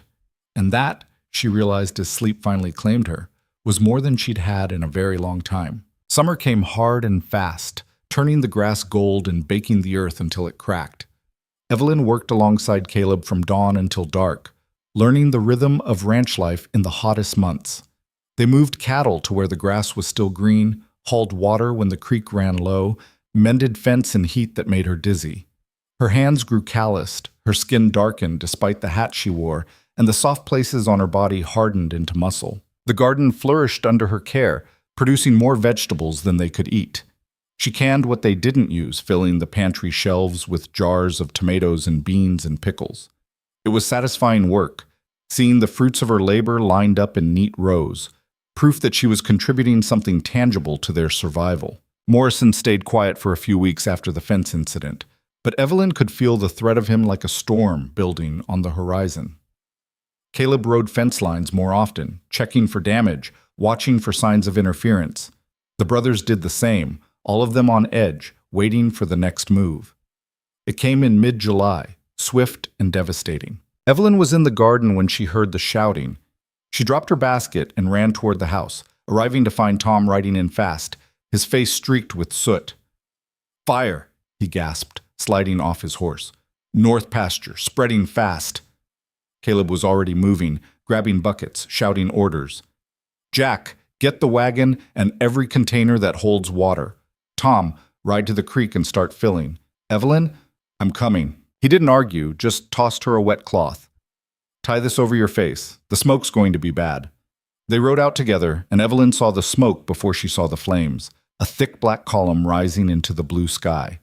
Then they crested the ridge, and she saw it. Fire racing through the dry grass, consuming everything in its path, moving toward the tree line where it would become unstoppable. Caleb didn't hesitate. He rode straight for it, and Evelyn followed, her heart hammering. They dismounted at a safe distance, and he showed her how to beat at the flames with wet burlap sacks, how to create a break in the fuel line, how to stay upwind so the smoke didn't choke them. It was brutal work. The heat was overwhelming, the smoke blinding. Evelyn's arms ached from swinging the sack, her lungs burned from breathing through the cloth, but she kept going. Jack arrived with water, and they doused the leading edge, beat at the sides, slowly choking the fire's advance. Hours passed in a blur of heat and ash and desperate effort. The sun moved across the sky, and still they fought. Tom joined them after securing the water supply, and together the four of them managed to contain the blaze before it reached the trees. When the last flame was finally out, they stood in the smoking ruin of 20 acres of prime grazing land, blackened and destroyed. Evelyn's face was streaked with soot, her dress ruined, her hands blistered. Caleb looked worse. His shirt was burned through in places, his arms raw from embers. "How did it start?" Jack asked, his voice hoarse from smoke. Caleb walked to the origin point, knelt in the ashes, and picked up something. When he stood, his face was carved from stone. He held out his hand, showing them a broken whiskey bottle with cloth still stuffed in the neck. "Morrison," Tom spat. "No proof." Caleb's voice was flat, dead. "Could have been anyone. Drifter, maybe. Someone careless." "We all know it was him," Evelyn said. Her voice shook with fury. "He's trying to destroy you piece by piece. Knowing it and proving it are different things." Caleb pocketed the bottle. "We can't prove anything. And even if we could, by the time the marshal got here, Morrison would have alibis lined up for himself and every one of his men." They rode back to the ranch in grim silence. 20 acres gone. That meant less grazing, which meant fewer cattle they could support, which meant less profit. The mathematics of it played out in Evelyn's head, cold and brutal. They were already running thin. This might push them over the edge. That night, after they'd cleaned up and eaten a mostly silent dinner, Evelyn found Caleb in the barn, sitting on a hay bale, with his head in his hands. She stood in the doorway for a moment, watching him, then walked over and sat beside him. "How bad is it?" she asked quietly. "Bad. That pasture was going to carry us through the summer. Now I'll have to buy hay I wasn't planning on buying, or sell cattle early at whatever price I can get, which won't be good." He looked at her, and she saw exhaustion and defeat in his face. "This might be it, Evelyn. This might be the thing that breaks us." She should have felt vindicated. He'd lied to her, trapped her in this marriage, and now it was all falling apart just like she'd feared, but instead she felt anger, hot and fierce and protective. "No," she said firmly, "we're not done yet." "You don't understand the numbers. Then explain them to me. Show me exactly how bad it is, and we'll figure out what to do." She grabbed his hand, forced him to look at her. "You said we'd try everything we had for a year. It's only been 2 months. We're not quitting now." Something flickered in his eyes. Hope, maybe, or just surprise that she was fighting instead of running. "Even if we lose?" "Even then. Because I'm tired of men like Morrison thinking they can push people around just because they have more money and fewer morals." She squeezed his hand harder. "We fight. That's what we do. We fight until there's nothing left to fight with, and then we figure out what comes next." He pulled her into a hug, sudden and tight and desperate. She stiffened for a moment, then relaxed into it, her arms coming around him. They'd barely touched since the wedding, maintaining careful distance, but right now they both needed to hold on to something solid. "I don't deserve you," he said into her hair. "Probably not," she agreed. "But you've got me anyway."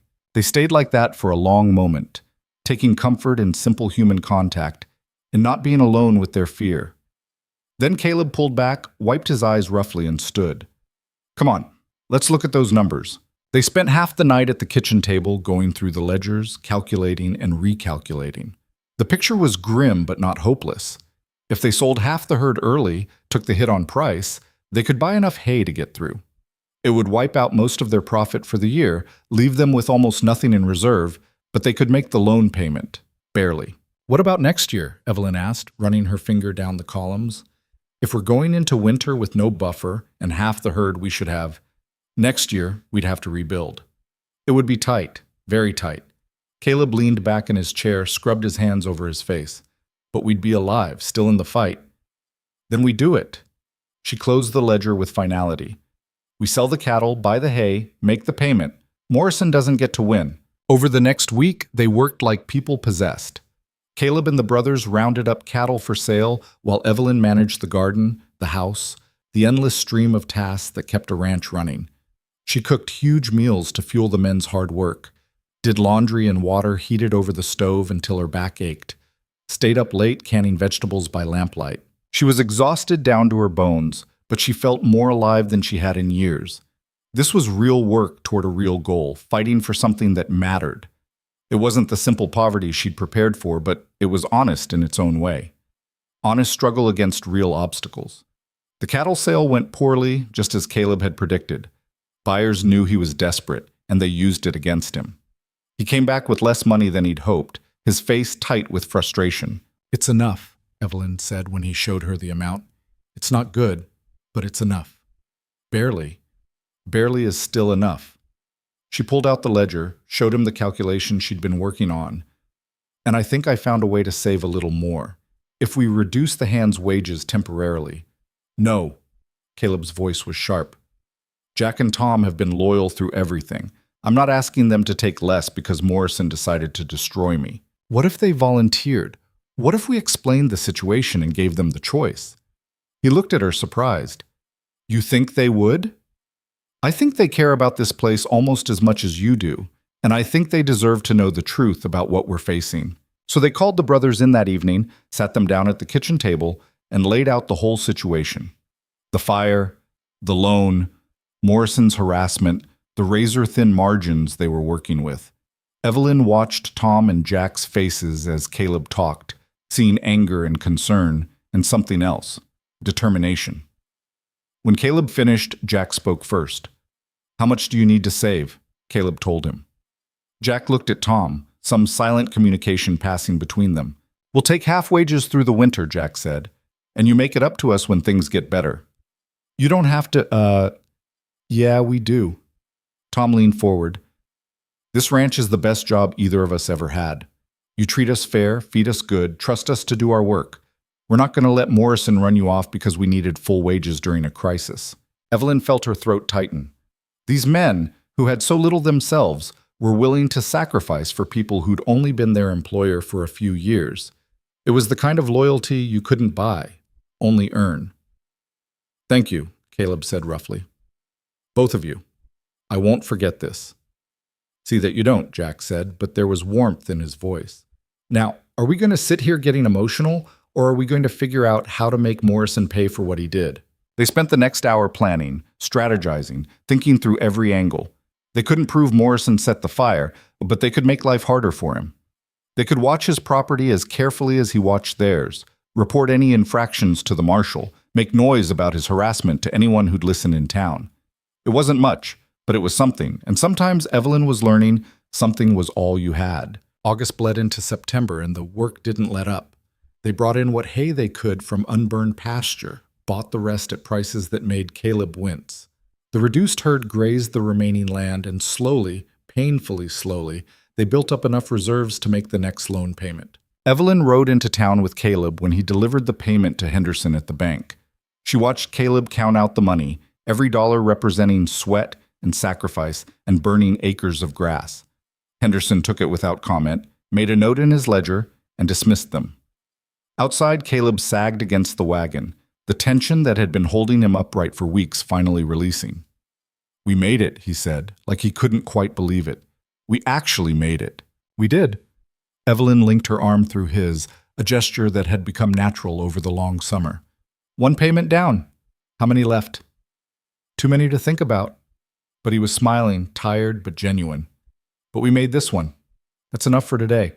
They celebrated that night with a dinner that used up ingredients Evelyn had been hoarding. Real beef instead of chicken, fresh bread, canned peaches for dessert. Jack and Tom joined them, and for a few hours they let themselves relax, let themselves laugh and joke, and pretend the fight was over instead of just beginning. When the brothers left and the house grew quiet, Evelyn and Caleb sat on the porch, watching stars emerge in the darkening sky. "Can I ask you something?" Caleb said after a long silence. "Go ahead." "That first day when you saw the ranch and realized I'd lied, why did you stay?" "Really?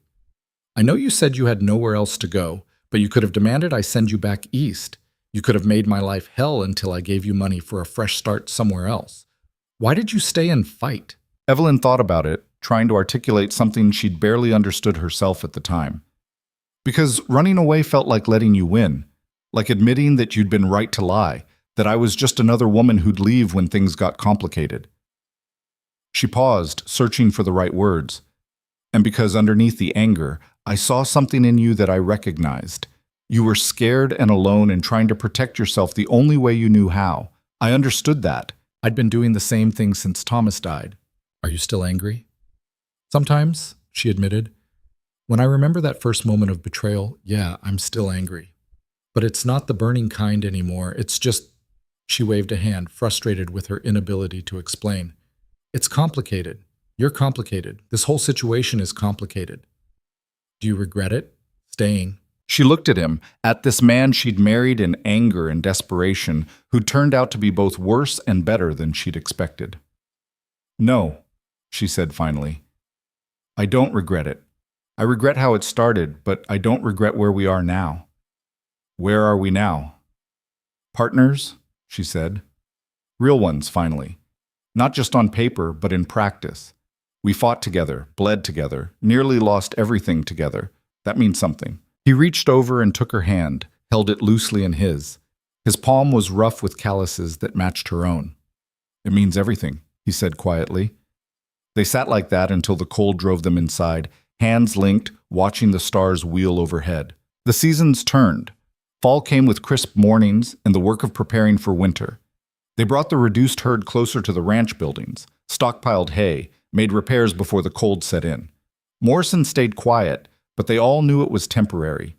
He was patient, willing to wait for the next opportunity to strike. Winter arrived early and hard, with snow in October and temperatures that dropped below zero by November. The ranch became a small world bounded by the distance they could safely travel in a blizzard. Evelyn spent long days inside, cooking and mending and reading by lamplight while wind howled around the house. She and Caleb had fallen into a domestic rhythm that felt almost natural. They took meals together, worked side by side on household tasks, talked about everything and nothing. The distance between them had closed gradually, not through grand gestures, but through accumulated small moments of partnership. One night in December, during a particularly brutal storm, Evelyn woke to find her room freezing.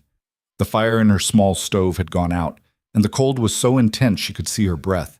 She wrapped a blanket around herself and ventured into the hall, thinking to relight it, but her hands were shaking too hard from cold to manage matches. She stood there, frustrated and freezing, then made a decision. She walked down the hall and knocked softly on Caleb's door. Come in. She opened it to find him sitting up in bed, a book in his hands. His room was warmer. He had a larger stove and had clearly been tending it through the night. My fire went out, she said, feeling foolish. I can't get warm enough to relight it. He was out of bed immediately, grabbing an extra blanket. Here, I'll go get it started for you. Caleb. She stopped him with a hand on his arm. Can I stay here tonight? Just to get warm. I'll sleep on the floor. I just need... Don't be ridiculous. He pulled back the covers on the far side of his bed. It's big enough for two. We'll keep to our own sides. She hesitated, aware of what a line they were crossing. Then another gust of wind shook the house and she stopped caring about lines. She climbed into the bed, staying carefully on her side, and pulled the blankets up to her chin. The warmth was immediate and glorious. She sighed with relief and heard Caleb's quiet laugh. Better? So much better. He settled back on his side, picked up his book again. They lay in careful separation, the space between them charged with awareness but not threat. Evelyn felt her body slowly warming, the shaking subsiding, exhaustion creeping back in. Caleb, she said into the darkness. Yeah? Thank you. For everything. For giving me time, for being patient, for fighting alongside me instead of trying to protect me from the hard parts. You're easy to fight beside, he said. You don't quit. Neither do you. She fell asleep to the sound of pages turning and wind outside and the warmth of another person nearby. When she woke in the morning, she found herself curled against Caleb's side, his arm around her, both of them seeking warmth and sleep. She started to pull away, then stopped. It felt good, natural, right.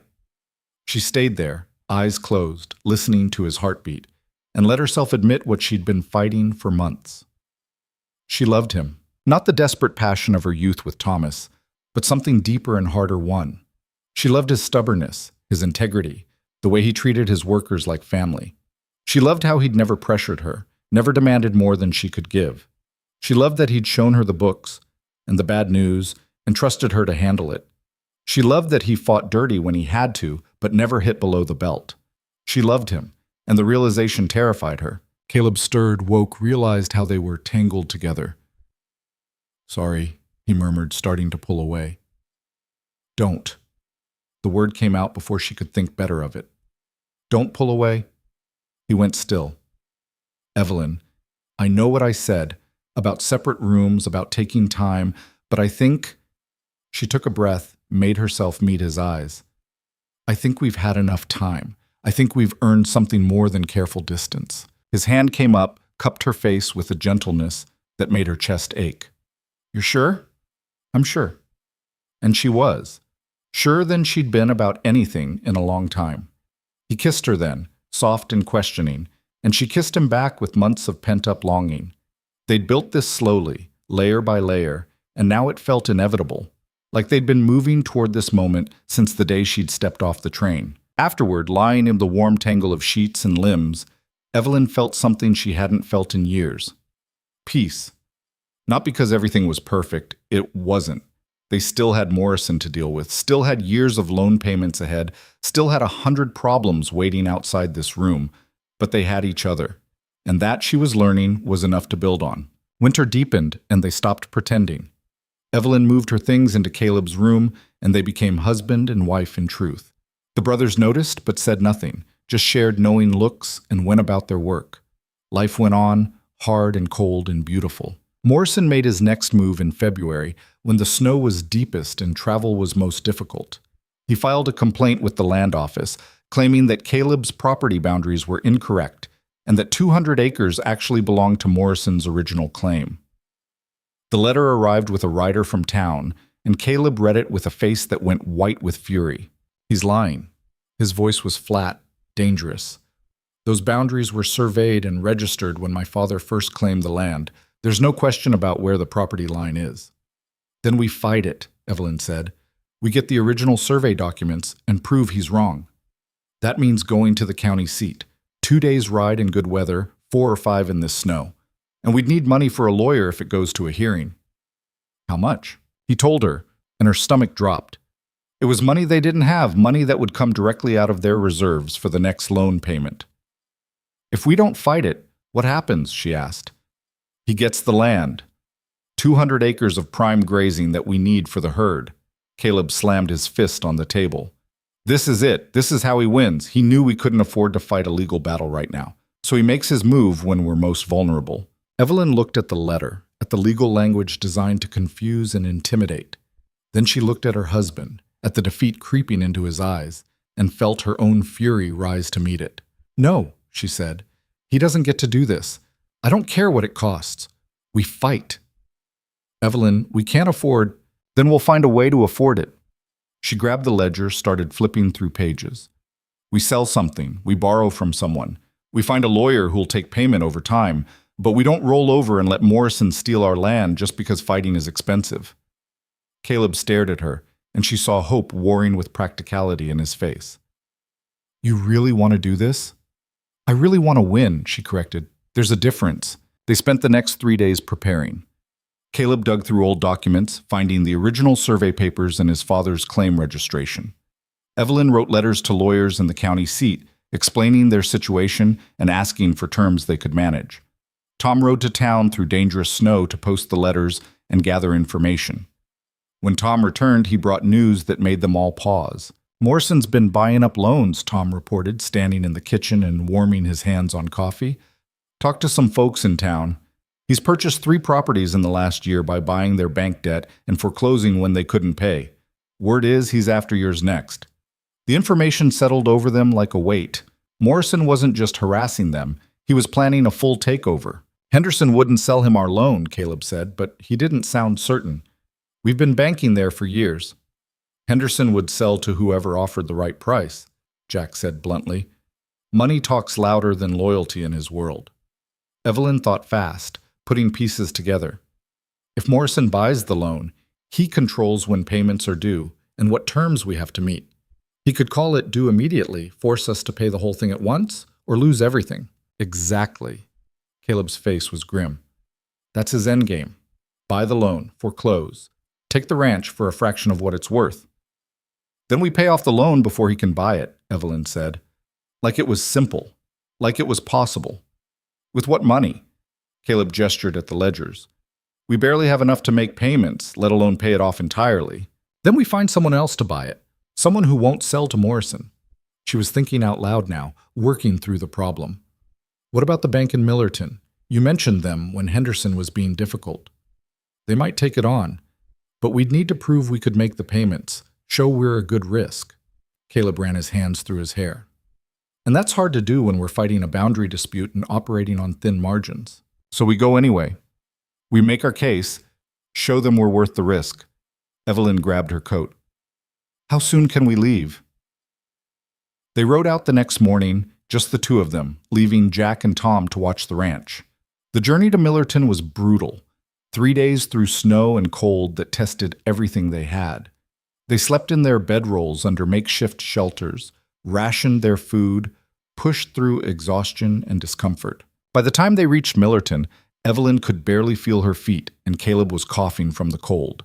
But they walked into the bank together, covered in road dust and ice, and asked to speak to the manager. His name was Robert Carlyle, and he listened to their story with a skepticism that made Evelyn's heart sink. But Caleb laid out the ledgers, showed him the careful accounting, explained their situation with brutal honesty. And slowly, Carlyle's expression changed. You're asking me to take on a loan that another bank currently holds for a property that's under boundary dispute, with margins so thin one bad season could wipe you out. Carlyle leaned back in his chair. Why would I do that? Because we're telling you the truth, Evelyn said. We're not hiding the problems or pretending everything's fine. We're showing you exactly what you'd be getting into and trusting you to see that we're worth the risk. And because Morrison's trying to steal this loan to foreclose on us illegally, Caleb added. If you care about honest ranchers over land-grabbing bullies, this is where you prove it. Carlyle was quiet for a long moment. Then he smiled. I'll do it, but on my terms. Higher interest rate to account for the risk, and you agree to quarterly reviews of the ranch finances.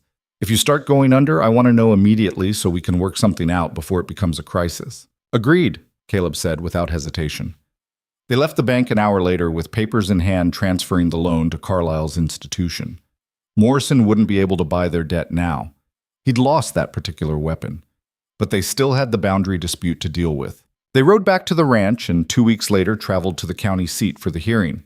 Evelyn wore her best dress, and Caleb wore the suit he'd been married in. They'd found a lawyer willing to take their case for a fee they could barely afford, and he'd reviewed all their documentation with a thoroughness that gave Evelyn hope. Morrison showed up with his own lawyer, a slick man from back east who talked in circles and produced documents that looked official but couldn't hold up to scrutiny.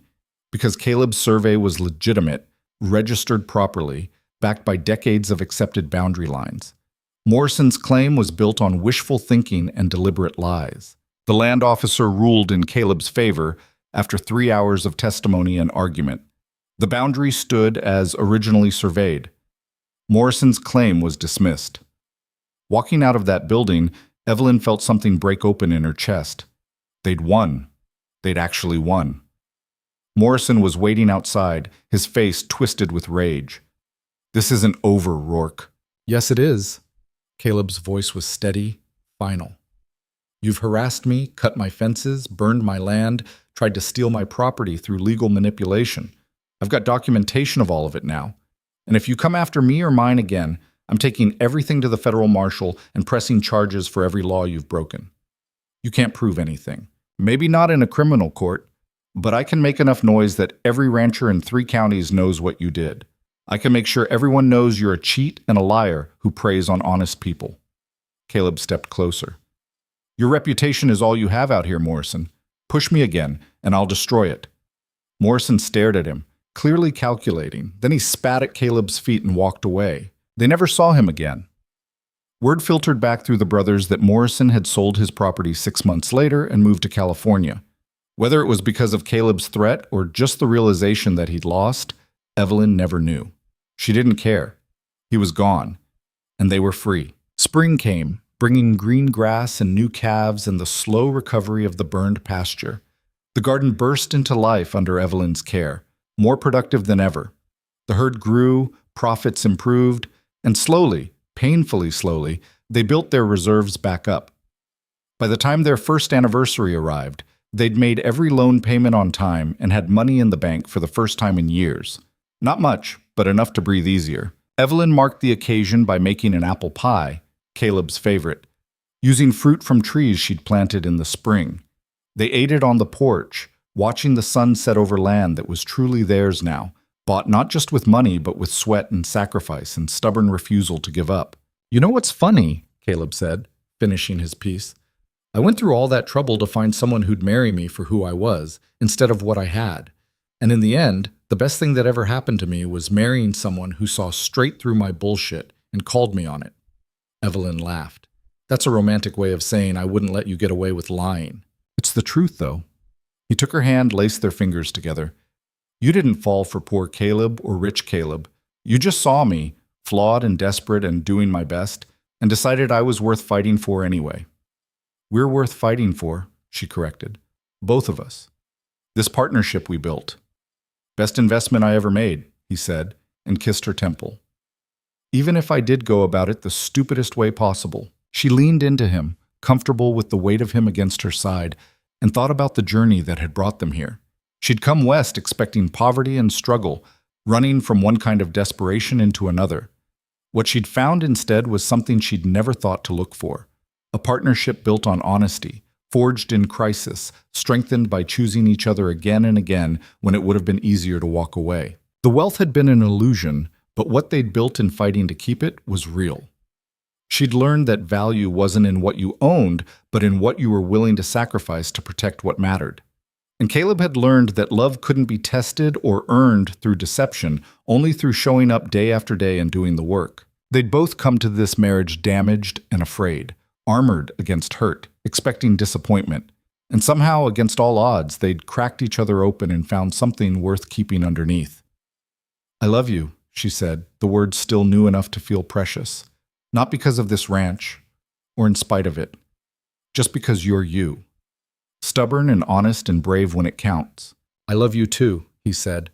"And I'm sorry it took so long to figure out that I should have just said that from the start." "We got here eventually," Evelyn said. "That's what matters." They sat in the gathering dusk, holding hands, watching their world settle into evening. There would be more challenges ahead, there always were. More hard winters, more difficult decisions, more moments where they'd have to choose between giving up and fighting on.